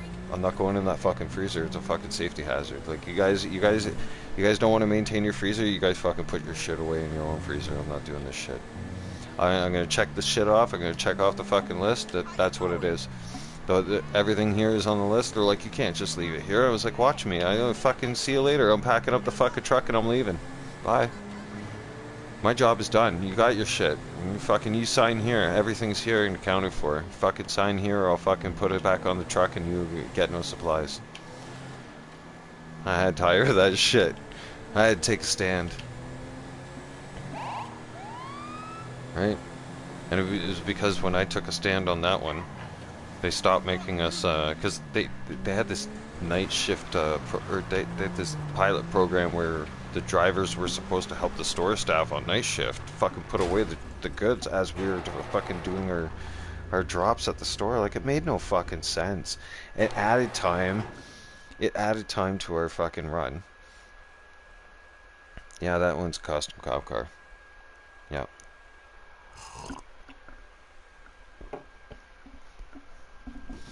All of them are. Every single one of them, see? This one? Los Santos International Airport. That's airport police. Every single one of my garage has a police unit. That's why I told you guys. I went police unit happy. When the DLC dropped, right? The day the DLC dropped, I went from 108 million in the bank right down to 38, 39, something like that.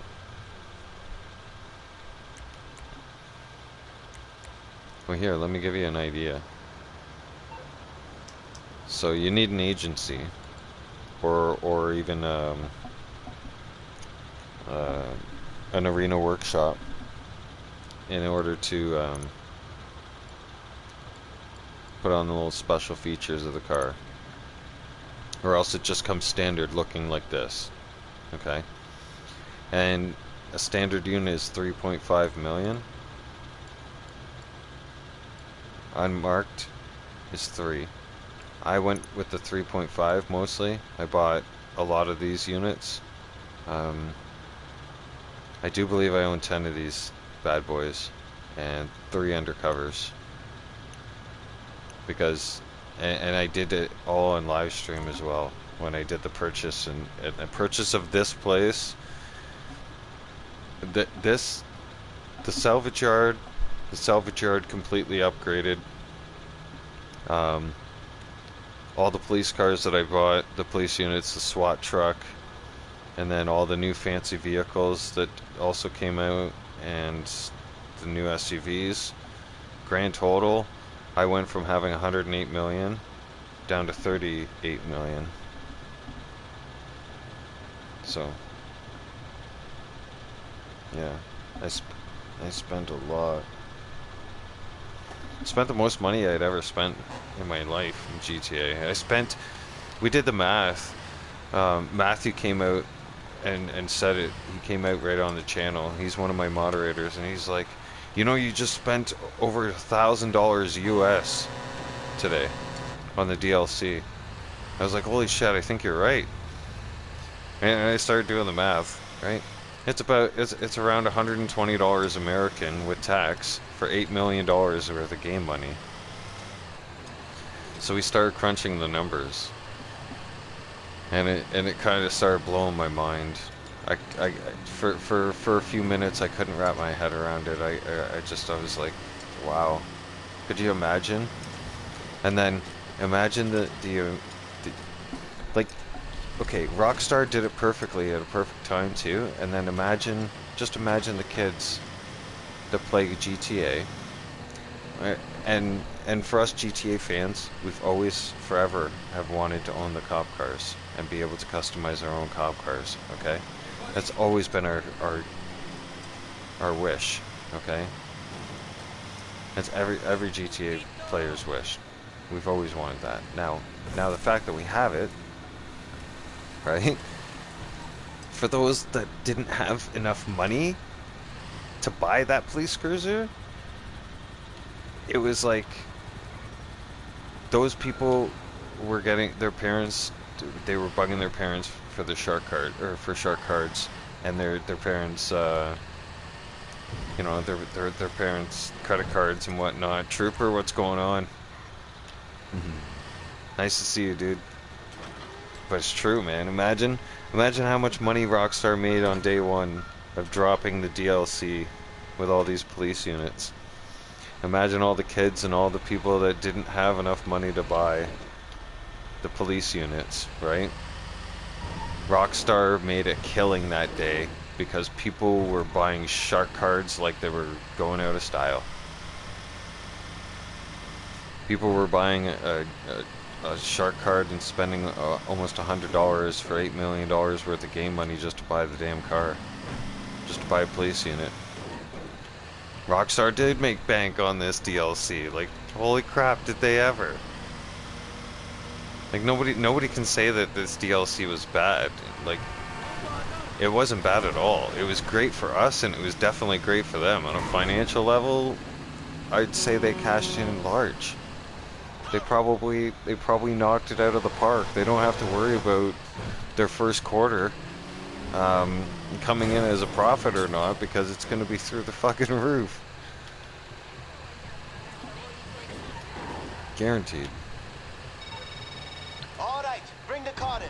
We'll salvage the parts and get paid in no time. And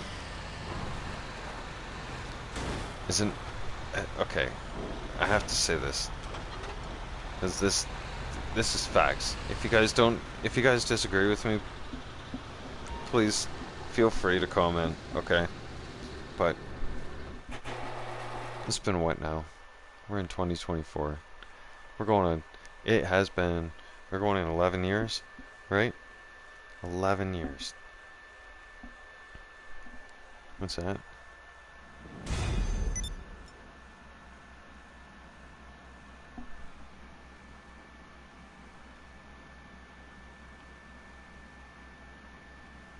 No, I appreciate you guys tuning in. And thank you.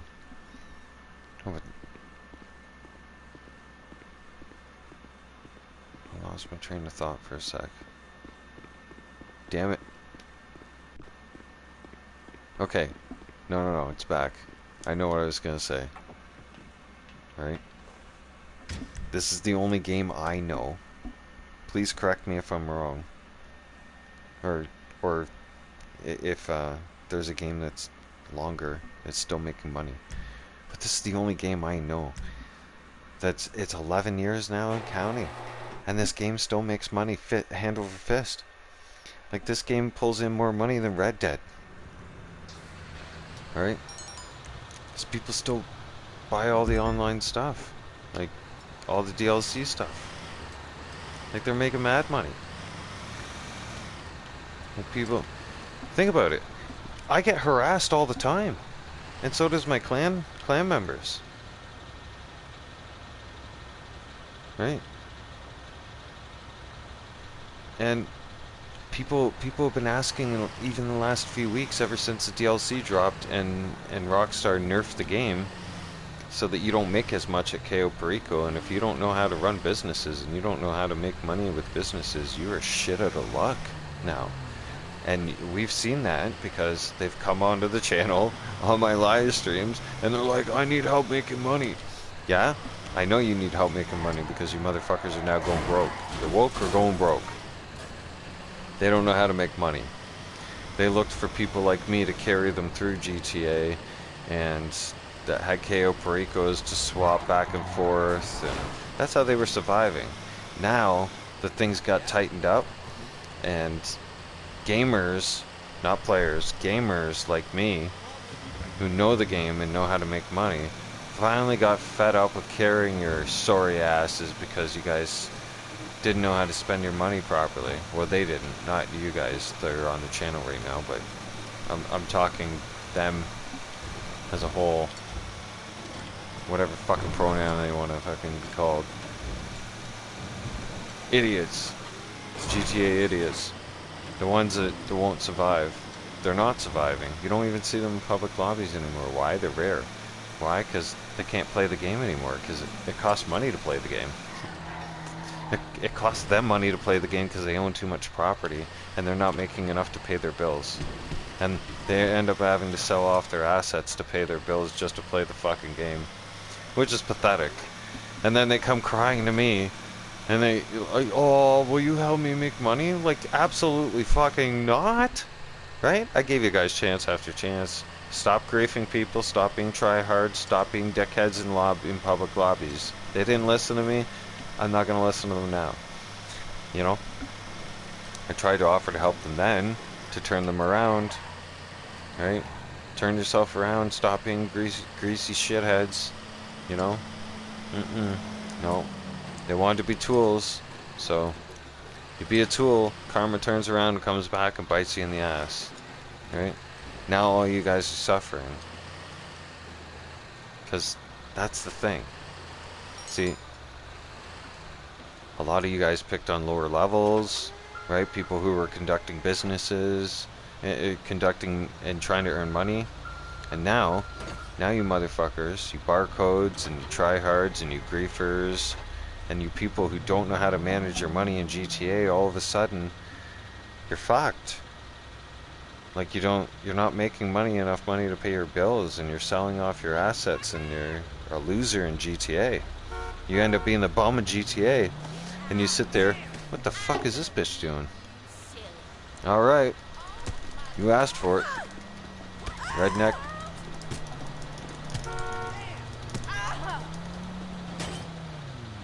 Don't get up, hillbilly. Now, what are you saying? Gonna play... Oh, nice. Oh, you're good. It's Saturday now. It's the weekend. Gamers always game on the weekend. I guess she didn't want me to tow her car. Pay your damn bill. And this won't happen. Right? Oh.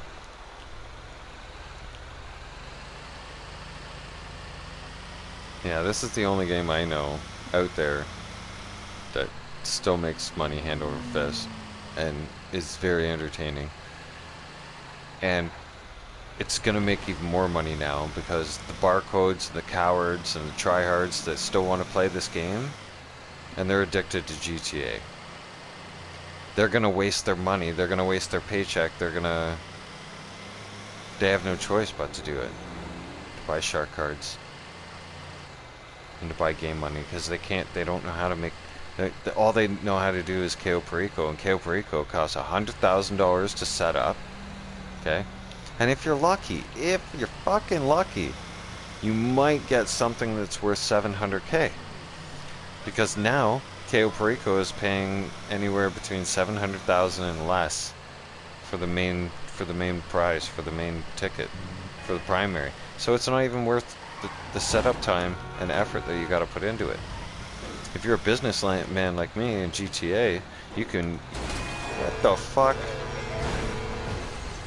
Yo, you definitely got your license out of the cereal box. So, when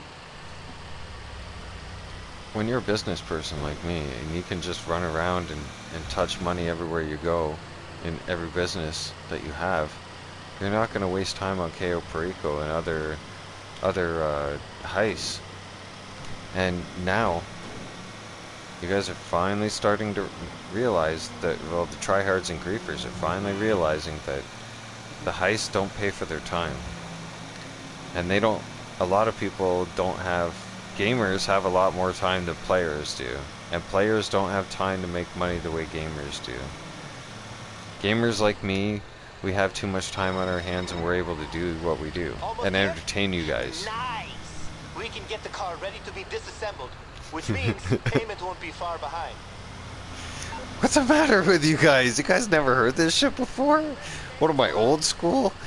Damn, we were talking about this stuff since you guys were a thought in your dad's nutsack, for crying out loud. Come on. I mean, what kind of slang language are people saying nowadays? I don't know, I guess I'm behind the times. At least I'm making you guys laugh, that's the main thing, right? You've heard it? You know what? Another one I used to use in the lobby against the tryhards, especially when I go against them and they get mad that I'm using something more powerful than them. They freak out. They're like, oh, you need an Avenger. I'm like, oh, you need to grab a straw, bud, because you suck. Alright? Like, that's not my problem. Like, don't cry and whine at me that I have the equipment to go to battle and you don't have the battle. You don't have the equipment. Right? And they're like, oh, that... Like, what? What are you talking about? I'm like, no, bud. Listen, just go grab a straw, bud. You suck.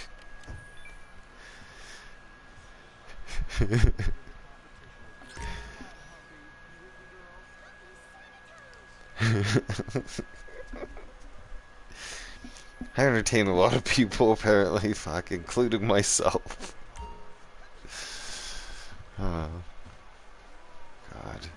At least we're laughing. In the crazy world that we're all living in right now, we need laughing. Laughter is the best medicine right now. Laughter and weed. Smoke it if you got it. Take care.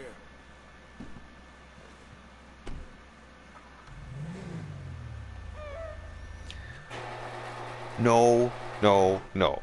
Definitely I'm not trying to predict the future. It's just some scary shit that pops into my head that somehow I know what's going on. I don't like it. I don't like it at all. It's creeping me the fuck out.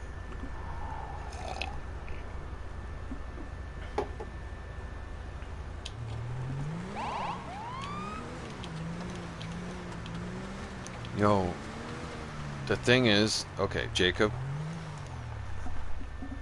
my team uncovered a lot of sick, dark shit during COVID and during 2021.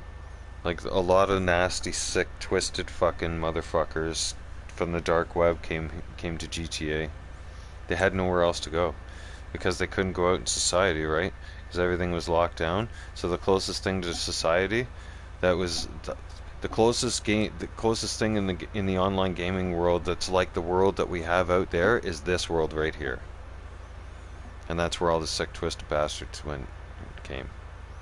And everything went, like, I don't even want to get involved in it. I own a black little notebook with a bunch of bad actors written in here. Let me open this motherfucker up right now.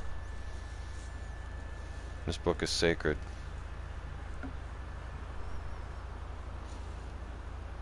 Shouldn't even be opening this. Yes, those were my pills. Okay. This book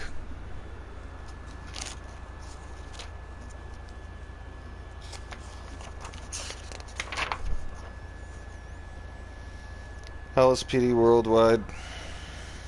This is our police document book from October 27th, 2022 to November 30th, 2022. And also December 1st. And it was every single day.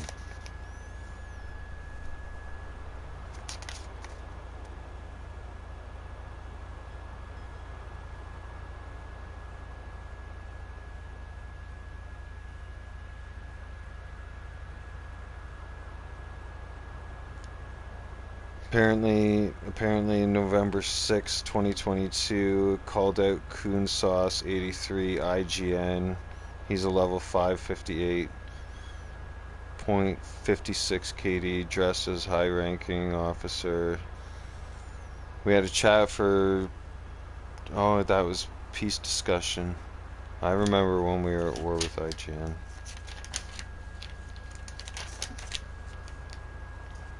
Wow, I got info and PSN numbers on a bunch of people here. Twisted Vibes. See, I've got pages upon pages of fucking gamers. Here, actually, here. Now, what am I doing?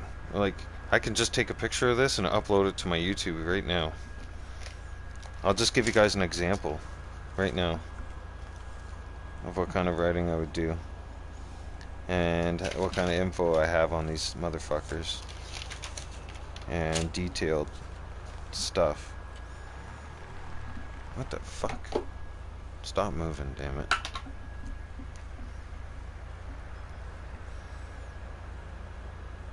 I gotta turn the flash on the camera.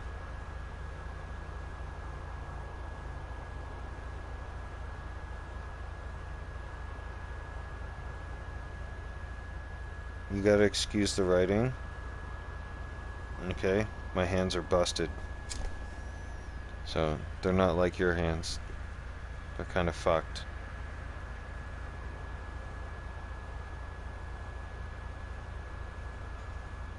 Okay, let's see here.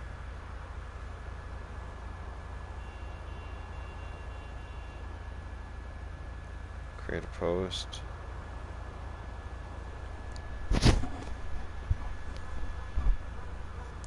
And this is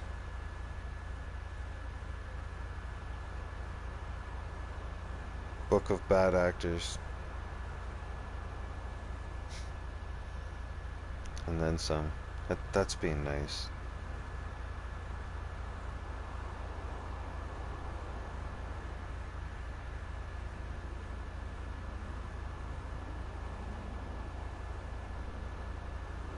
Next. Post.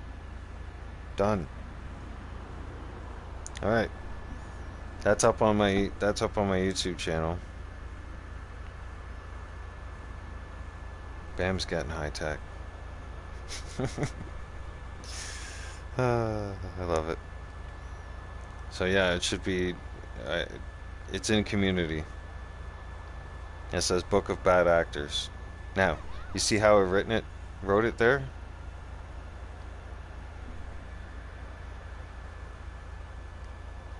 We have pages upon pages upon pages of fucking pages. We have info. We have fucking we have you motherfuckers on digital and on fucking paper. You guys have no idea. When we say we know you, we fucking know you. Okay? Like, I'm talking about the bad actors, not you guys. Not you guys who tuned in. Right? I'm talking the bad actors, straight up bad actors. When I tell you motherfuckers that we know you and we have you documented in a fucking black book, right? In a police book, and we have you fucking documented in a fucking computer system in digital. Right? We know who you are. We know your history, we know what kind of bad action you've done. We have you on live streams. Like, we have documented you guys will never get your hands on this fucking black book. It's in a fucking safe. It's kept in a safe. It has sensitive information. That's just a page out of it. There's a fucking full book.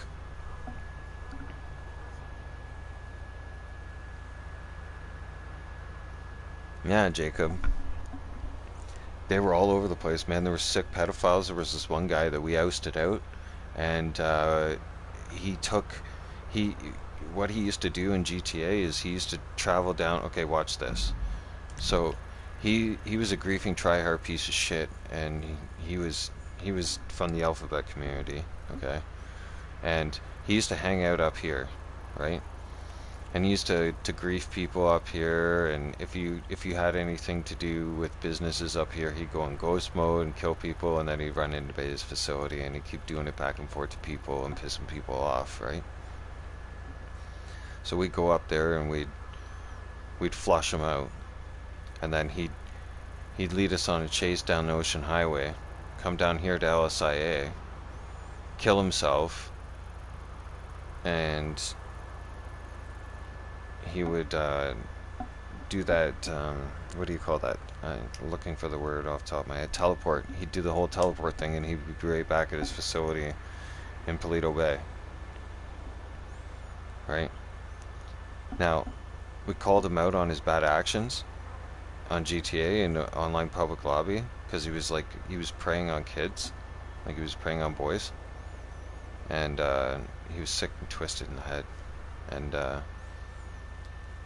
turns out on Fox News, like, this is 2 summers ago, this is 2 years ago, and on Fox News, when we said, like, we got all your info out and we exposed you and you're on live stream and everybody knows you're a pedophile now, right? And everybody knows that you're in fucking California, and we know that where you are, and we've got certain people who have actually tracked your IP address, and we started telling him where he was, and he freaked the fuck out.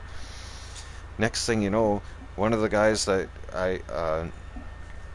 he's not in the clan anymore, but one of the guys that used to work with us, he's like, you might want to turn on Fox News right now, right? California, and sure shit enough, we thought, and we were pretty sure it was him, because he started up in the northern part of California, and he had CHP chasing him all the way down fucking Ocean Highway and then into the city, and then he was headed straight for fucking LAX, and he went right here.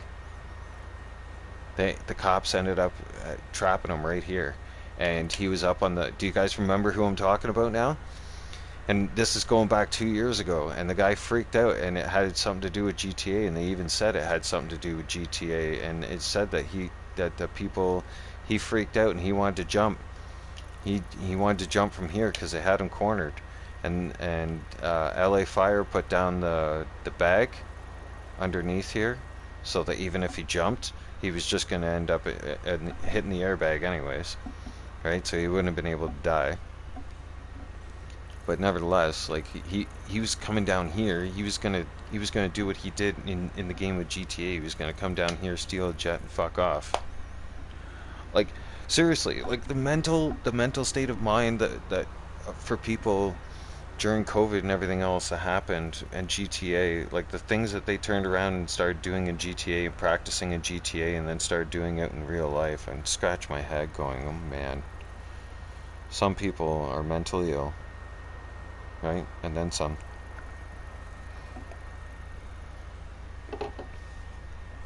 It's scary. That's called what do you call that one? Mental health. Like, and the other thing was too, Jacob. We were informing the FBI of shit, of people who were plotting and planning to do school shootings and fucking public shootings right here in GTA. No bullshit. They were plotting and planning and talking about it right on the mic too, dude.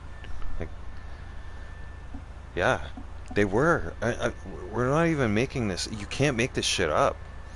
Like, the public lobbies had people talking just like I'm talking on the mic. Okay? And people were non-stop like that. And you had groups of people that were talking about, like, yo, man, this is how we're going to do it. We're going to practice it. Yo. And they'd be talking like that, just like this. And they'd be like, yo, this is how we're going to do it. Even in the real life, this is how we're going to do it. You're going to park the car over here. We're going to go in the store. We're going to go blah, blah, just like that. We're going to take what we're going to take, and we're going to book it right out of there. And then we're going to leave and going to go this way and that way. And, like, man, though, they practice this stuff in GTA. Same thing as a mass shooting. Like, I used to listen to players that would turn around and talk about doing mass shootings right on innocent players, just for shits and giggles. One guy would do it to players just because, and he was mentally ill, and he would laugh about it. It's like hysterically laugh about it as he was doing it. Right? I'll kill all you motherfuckers, he'd say, like that. I heard some sick, twisted shit that like you can't even erase. I put it to you this way, boys. Okay. I heard so much. All of us, and me especially, I heard it most out of the clan, because a lot of my clan members were busy with actual life. Me, not so much. I got to spend the most time doing the online policing and Overwatch, and I'll tell you something. It fucked me up so bad that I have a fucking counselor. I have a shrink. I fucking see that I talk to on a monthly basis, just because of the amount of shit, twisted shit I heard, seen, and fucking just, oh, I'm not even, I can't, and sometimes you can't even sleep, because you just can't wrap your mind around some of the shit that comes out of people's mouths and what they plot and plan, and what they're thinking, and you're like the worst of the worst.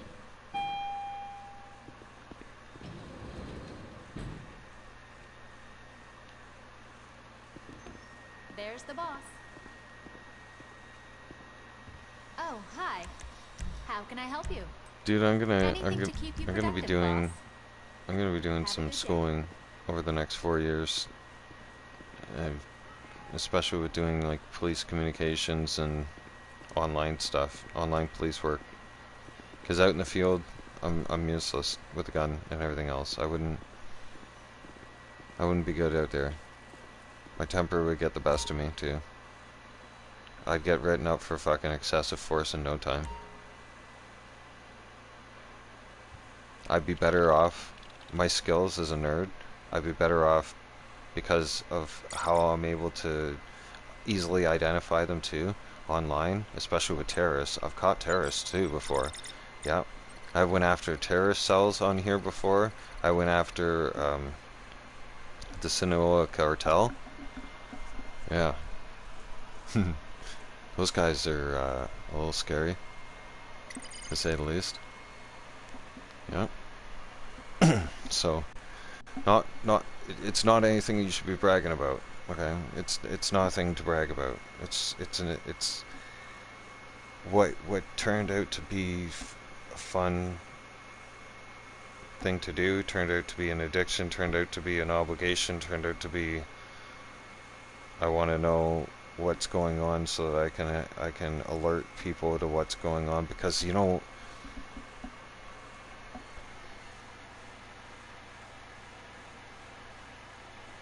yeah, oh yeah, for sure, Jacob. If I was out in the field, oh yeah. If I was at the computers and be able to do everything online, likely not. No, but if I went out in the field and being hothead the way I am, oh yeah, I'd be fired in a heartbeat. I'd be written up and jailed. Yeah, you're right. All within the first week. Fucking maybe even within the first 24 and 48 hours, right? Like my ride-along fucking training officer would have me in cuffs by the end of the shift. Who knows? No, I'm just joking. I'm joking. Right? I try to behave. But no, on a more serious note, like, there's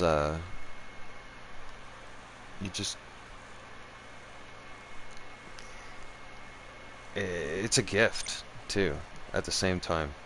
Like there was times where I just wanted to walk away. There was time, like, you guys don't even know the death threats that I used to get, and the harassment and all kinds of shit, like changing my phone number, all kinds of things they found out,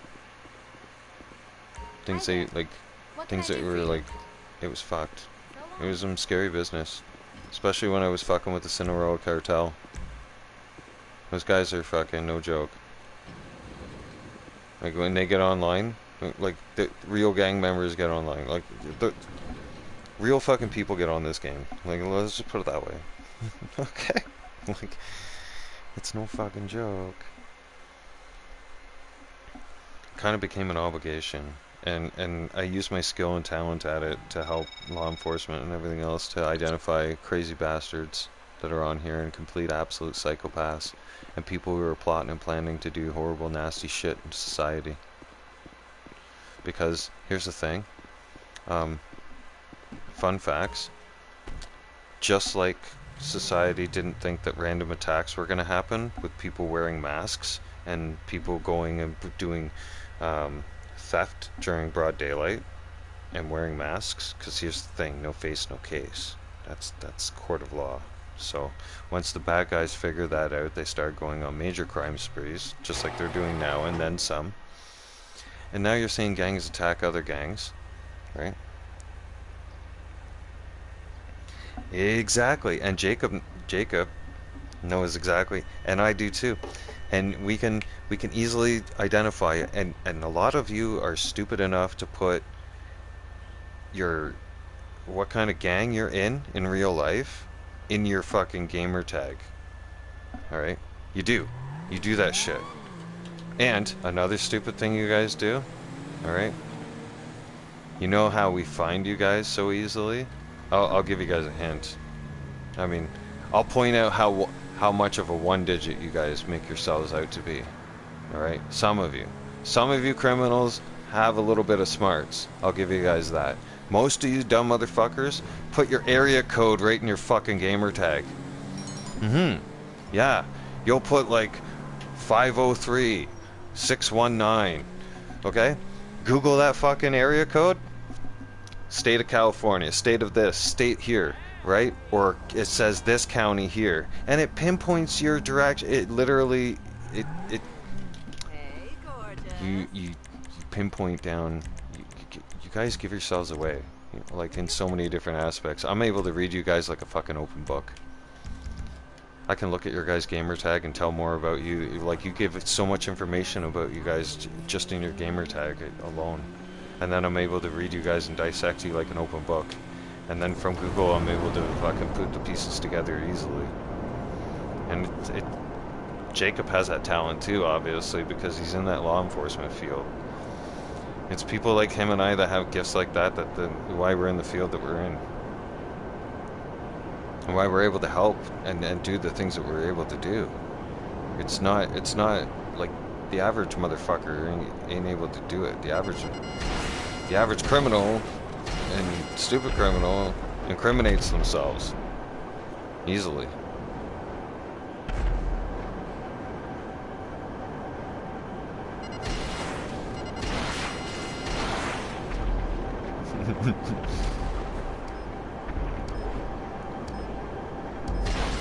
That's different. You're special.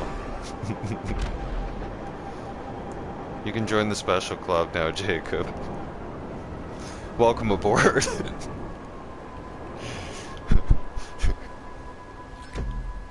Thursdays are casual Tuesday, or no, Thursdays casual Thursdays, yeah.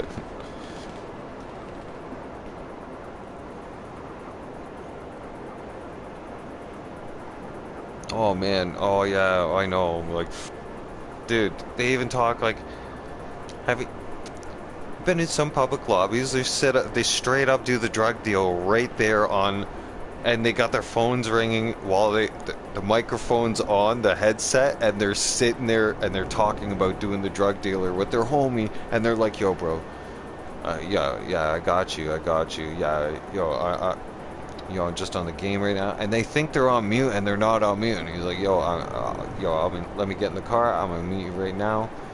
All right, you got the money? Yeah, okay, all right. That's a bet. I'm on my way right now.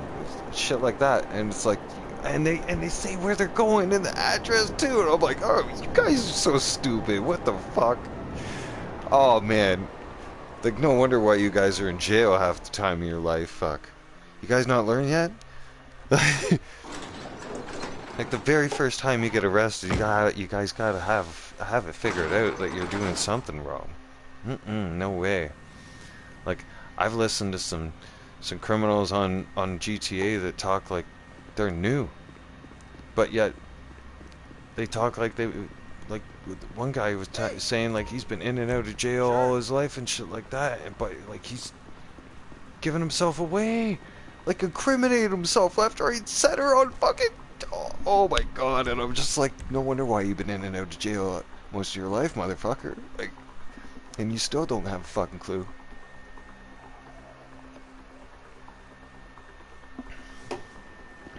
I don't know, man. You just can't fix stupid. You know?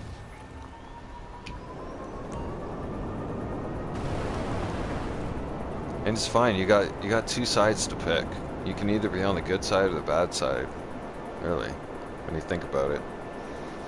And the people who want to do good and who want to keep community and society somewhat safe, well, to the best that we can, those are the people when the government collapses and mercenary groups form up. We're going to be the ones that police our streets and put order back, because a lot of you won't know what to do. A lot of you will be like lost, like the sheep you are, and you won't know what to do, and chaos will erupt, and you'll be looking for direction, and we'll be the ones to give it to you, believe me. There ain't gonna be no San Francisco shit happening all over again. Or Portland, for that matter. What a disaster. We definitely don't need another Portland or fucking San Francisco bullshit, right?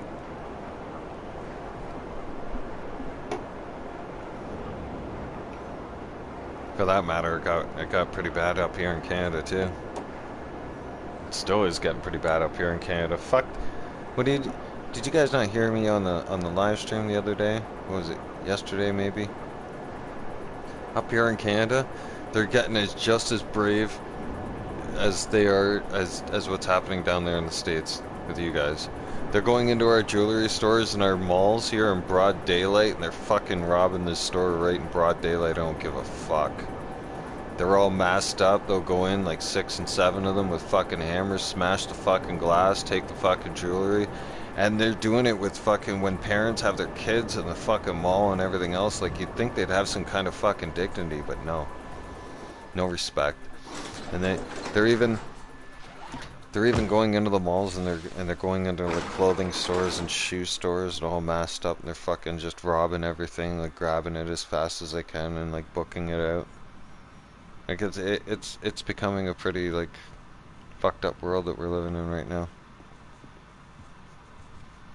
Like, pretty soon, and here's the thing, you guys don't, a lot of you won't want to hear this, but even Joe Rogan and a few other people are calling this, okay?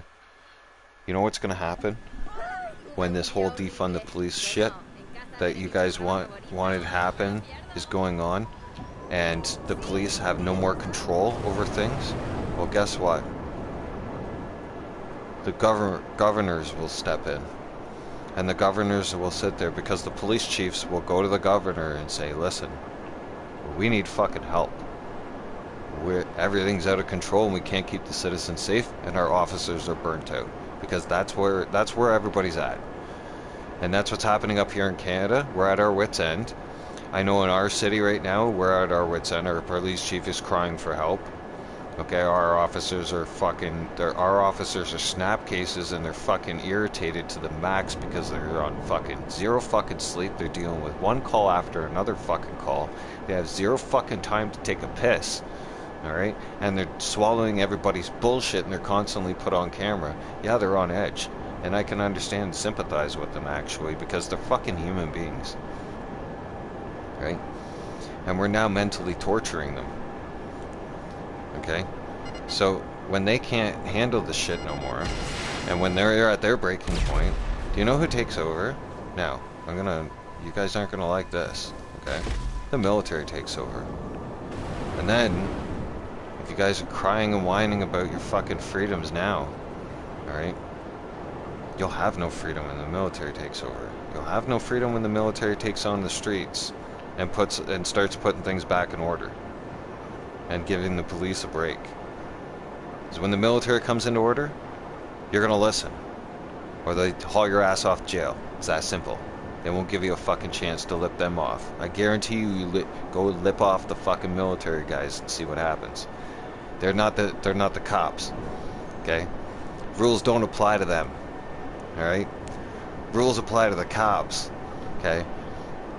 The fucking military guys aren't wearing body fucking cameras, and they don't give a fuck about your attitude. And you give them a fucking attitude, and they'll show you what an attitude's all about. And they'll make you humble real fast. Right? Now, this is where we're headed. Right? Because society's turning and flipped upside down. Now, listen.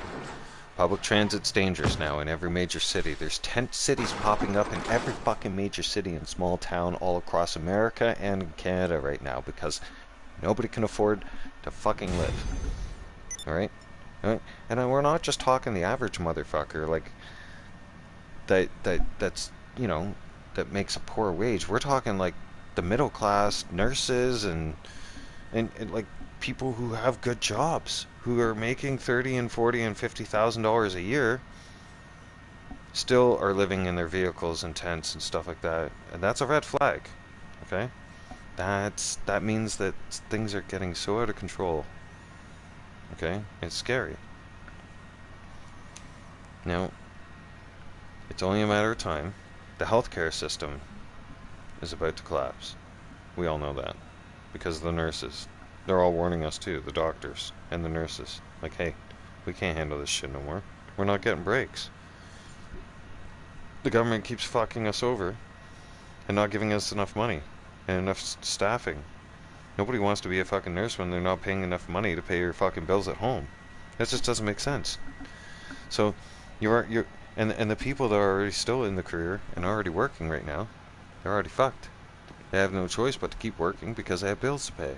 Like, it's a catch-22 situation now for people, and everything's about to spill over and hit the boiling point. And when it does, what happened when Black Lives Matter happened, right? What happened? Like, seriously, What happened, everybody? You know how fast the military moved in? You know how fast fucking chaos erupted? Right? Chaos erupted in the streets. Police had no more control, the military had to move in fast, and then people's rights got fucking squashed. Right? And everything went south real fast, real quick. And it will happen again. And it will get worse. It will be worse this time. It'll be worse this time because people can't afford things. So it's not just about one life matters now, and now it's all about our lives matter because we're all fighting for our lives now because we're all suffering. Literally everybody's suffering. Every single body is suffering.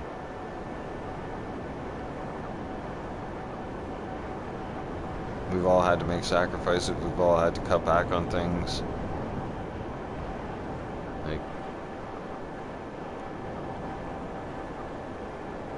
and I've, in all my years of living, okay, I've never seen food prices so fucking high in my life. Like, that's just, this is inhumane, alright? And stupid, for that matter. Like, it's the whole system doesn't make sense anymore. And the school system. The school system wasn't even... When I was in school, I challenged the school system and I wanted to know why they weren't teaching us homesteading and why they weren't teaching us gardening skills and how to grow our own vegetables and be self-sufficient. Why they were just cramming it down our throats that we had to go and graduate from high school and go to college and go and be conditioned and programmed to be in debt, and then to be, what, paying the government back for another 10 to 12 years just for an education to do whatever they want you to do and rely on the grocery store. Like, literally, you kill yourself being a slave to the system even after schooling just to pay off your school and loans and your debts and all that bullshit. You ever wonder why the government just doesn't, or why school doesn't teach us how to be self-sufficient? How to create our own energy? Because I know how to live off-grid. I know how to create my own energy. Multiple ways. Like even with water. Like I know how to force water to where I want it to go. Oh yeah, all kinds of stuff. I can use wind, solar, water. We can there's free energy all around us. Do you think the government would fucking educate you on that? No. No, they want you paying for hydro. Like, God forbid you fucking figured it out to have your own electricity and everything else where you save your own money. No, they want to suck you dry. Are you kidding me?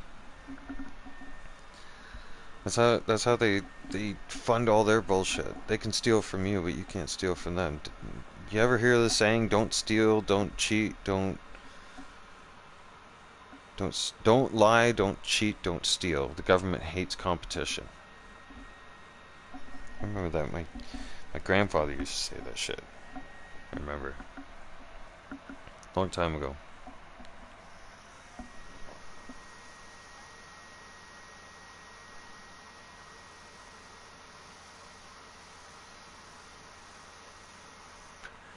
Sitting on 89 million now.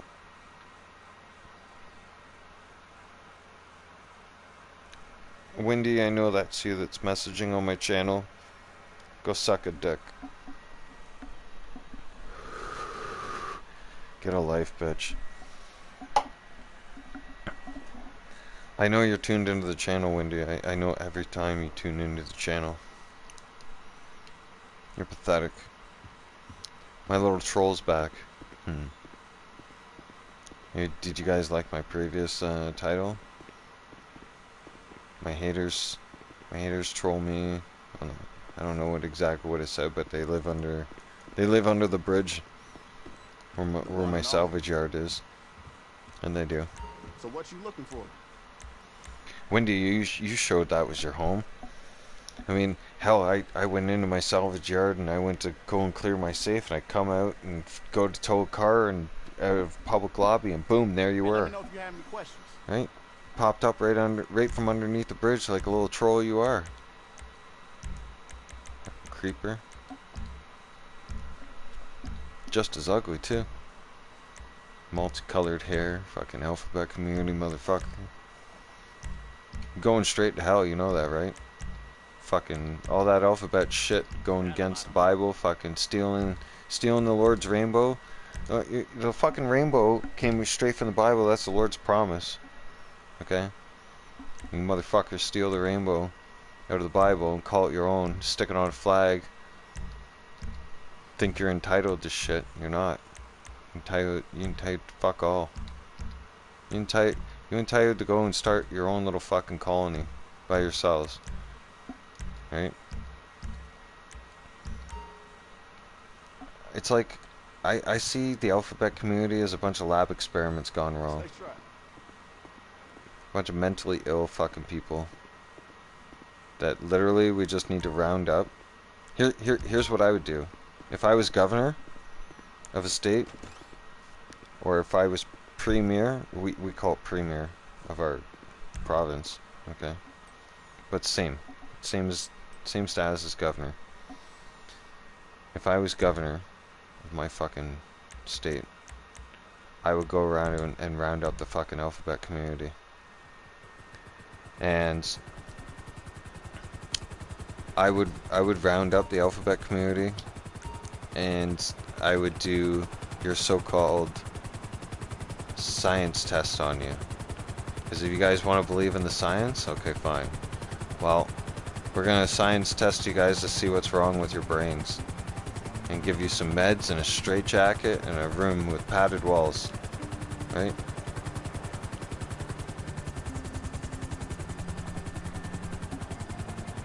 You didn't make a lab experiment go wrong. Of course you didn't, right?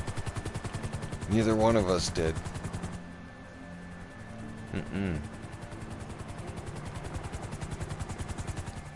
But you gotta admit they're mentally ill.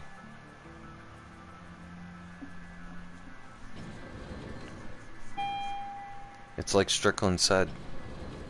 10 years ago, the transgender thing was considered a mental fucking illness. And somehow the mentally ill have weaseled their way into letting society accept their mental illness. And somehow we need to accept their mental illness. 100%. You did. I blame everything on you, Jacob, now. Yeah. Wait, dude, we need somebody to fault the lab experiments on and the alphabet community. I mean, like, come on, who are we gonna blame here? We gotta blame somebody. Right? No, we listen to us now. Now we're sounding like the alphabet in the far left, right? The far left always sit around the round table, some round table, maybe square table, because they're square-headed round thinking. Who knows, right? Everything's ass backwards in their world, right? They're probably sitting around going like, we need a way to blame the people for our actions. We can't take responsibility for this shit. Right? That's how liberals and Democrats think. They never take responsibility for fuck all. And they never will. I'm guaranteeing you that one. Justin Trudeau, okay, the fake Prime Minister of Canada, he has never answered a question in 8 fucking years. And yet somehow, he's still the leader of my country. This guy needs to go to jail. If I'd refused to answer questions for 8 years to the people, you wouldn't be government anymore. Like, you ask the guy a question and he automatically deflects it, and with that stupid smile on his face that you just want to punch. I could never ever introduce, I could never do an interview with Justin Trudeau, because he'd smirk at me one time and I'd fucking hit him. I'd be the one reporter to hit him on national TV, and I'd take the assault charge. I would. I'm ready to go on this end.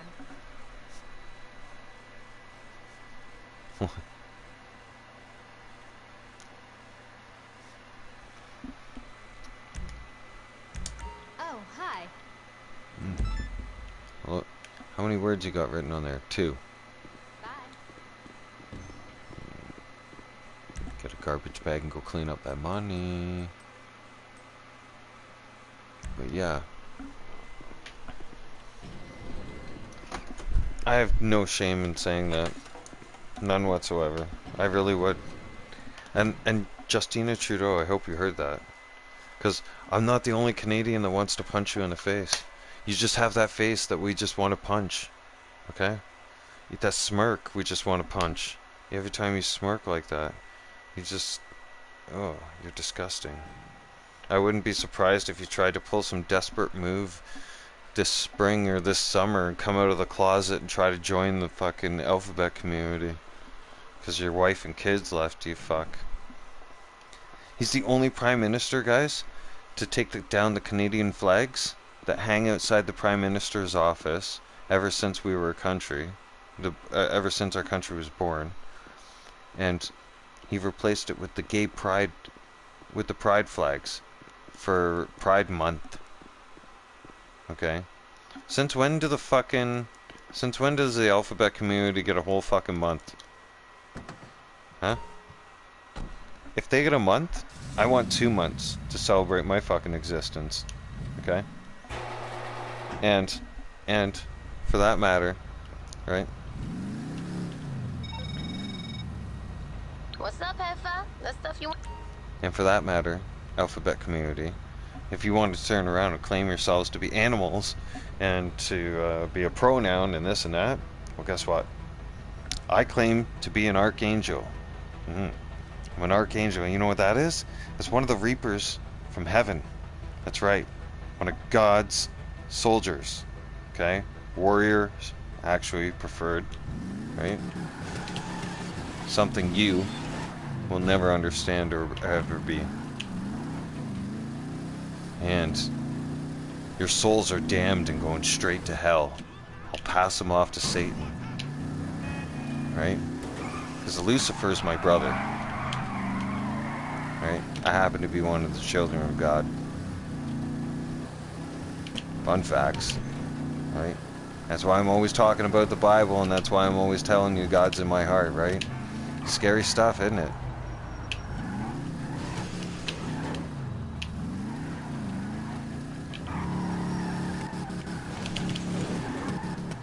Now, alphabet community. Your souls are doomed. And you're trying your Satanism bullshit isn't gonna work. God's army will rise. And you're facing God's army now. God's army's rising up. And we're about to go to war.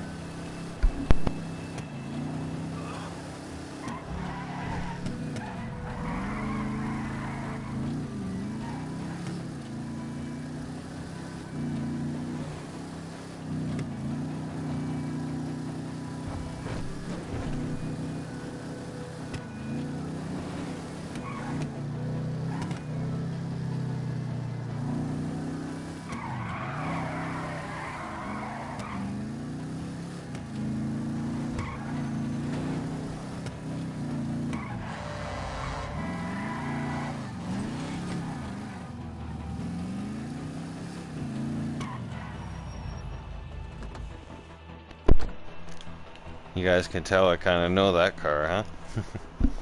That one was like, that sucker there was my second muscle car in the game that I bought. First one was my hot knife. And then, that sucker there. And man, can I make that thing move.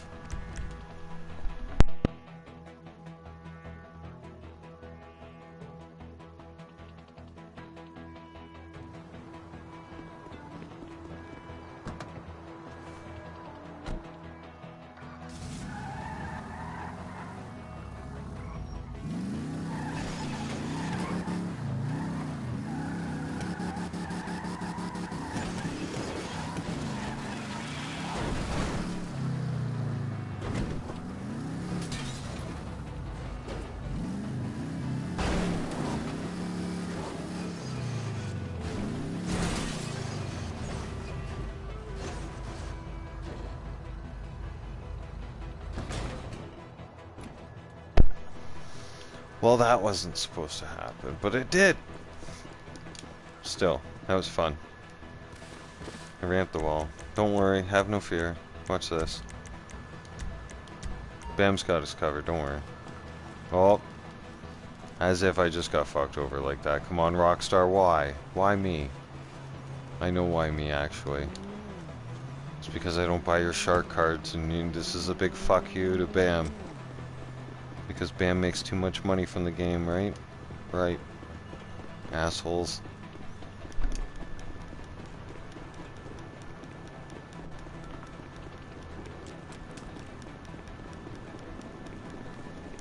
What about Toronto?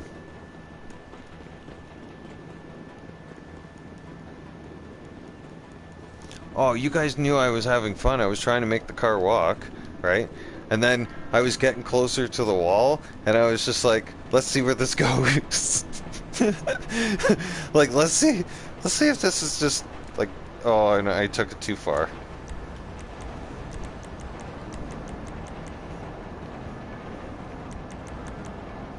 As always.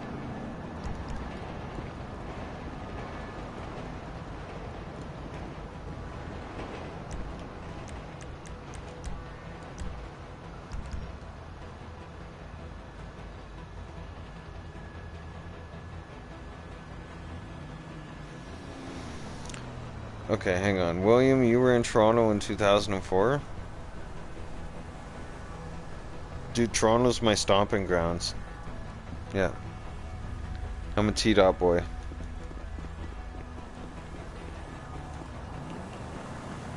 That's why, hence why I'm a Leafs fan, Blue Jays fan, Argonauts fan. Anything to do with Toronto fan.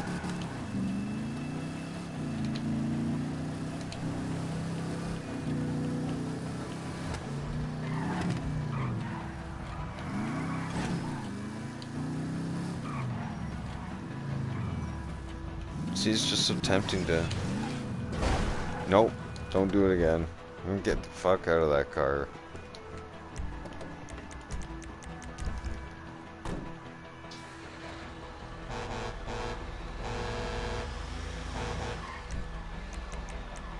Okay, I'll put this thing away.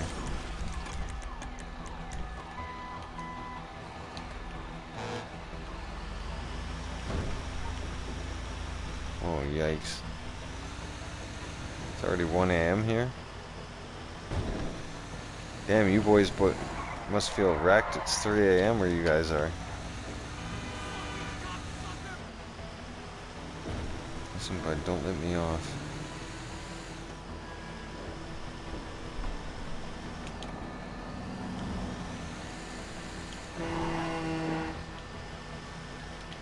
What time is it? It is, time to pay attention. No, 1 a.m. For me, it's 1 o'clock in the morning. And I'm kind of wide awake at 1 a.m. I mean, I got shit to do later, but I mean, I'll probably take a nap in a couple of hours and then I'll get back up at like 6 a.m. Get whatever house chores I'm gonna get done today. Make my breakfast, shit like that.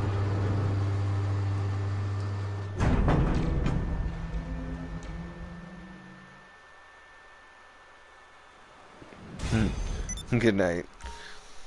Yeah, I don't know. I don't even know how long I'm gonna be up for. I say I'm gonna be up for a little while longer, but that could change any time.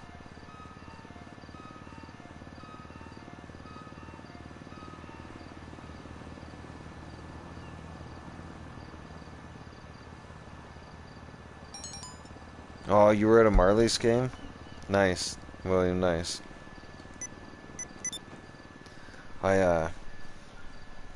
Being out west here, for work, I had I got an employee award, and, at my desk in shipping and receiving, kind of like this Toronto Maple Leaf memorabilia stuff on there, and I had Anderson. I had like a figurine of Anderson there. when o'clock. Anderson What you was our want, some goalie. wheels? And they were like, and they said to me like, well, you're a Leafs fan, right?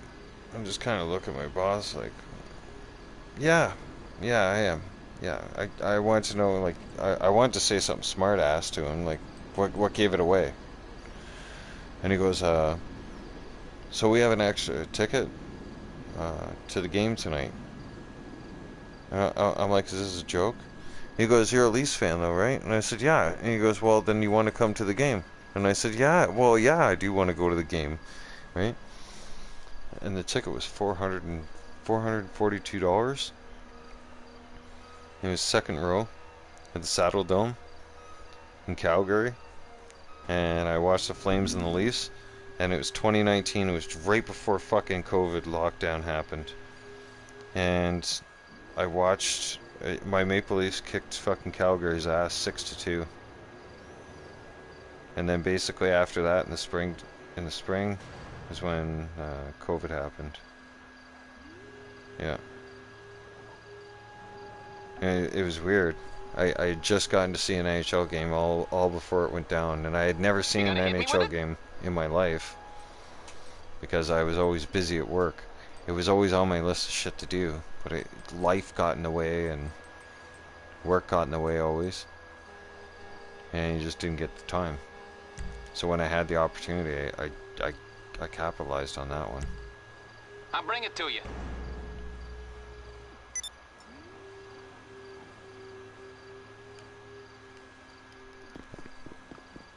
And actually, you know what? I have to say that it was one of the coolest experiences ever. Like, the place gets so silent when the puck drops. Right? Like, you can hear everything. Fucking... Oh, when we were sitting there... I'm sitting there with a coworker of mine, too. We're sitting there drinking beer. And... You forgot that... Oh, no, I am getting tired. Might not last too much longer. We were sitting there drinking beer, and this is when Johnny Gaudreau was on the Flames. I think he still is, I don't know. And Kadri was on Toronto. And fucking Naz turned around and fucking yelled at Gaudreau, "Hey Johnny, you still on fucking coke?" And they're like, you could hear them. You can hear when those guys are fucking yelling at each other on the ice. You can hear throughout the arena.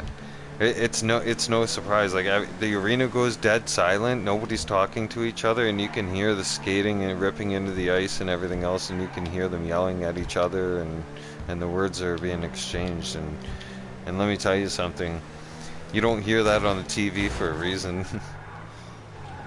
there's quite a few things, like I said, that's interesting, to say the least. But no, actually, I am going to be off to bed too.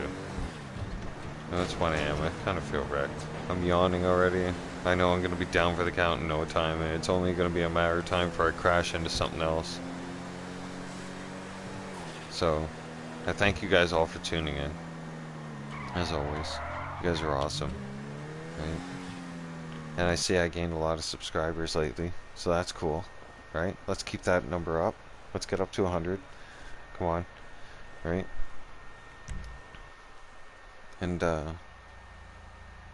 I wish you guys all a safe and blessed Saturday. Later on today, I'm going to be definitely doing hockey night in Canada, and we'll be doing hockey this afternoon. It'll be hockey fever, so pretty much all hockey fans in Canada who have NHL 24 are going to be living on NHL 24 later on today. So I'm going to be rocking that. Competition's going to be fierce. So I'll make sure I rest up for that. You guys make sure you rest up as well. And I will see you guys in the next live stream. Take care of each other. Stay safe. God bless. Bam's out of here. I'll see you guys soon. Later.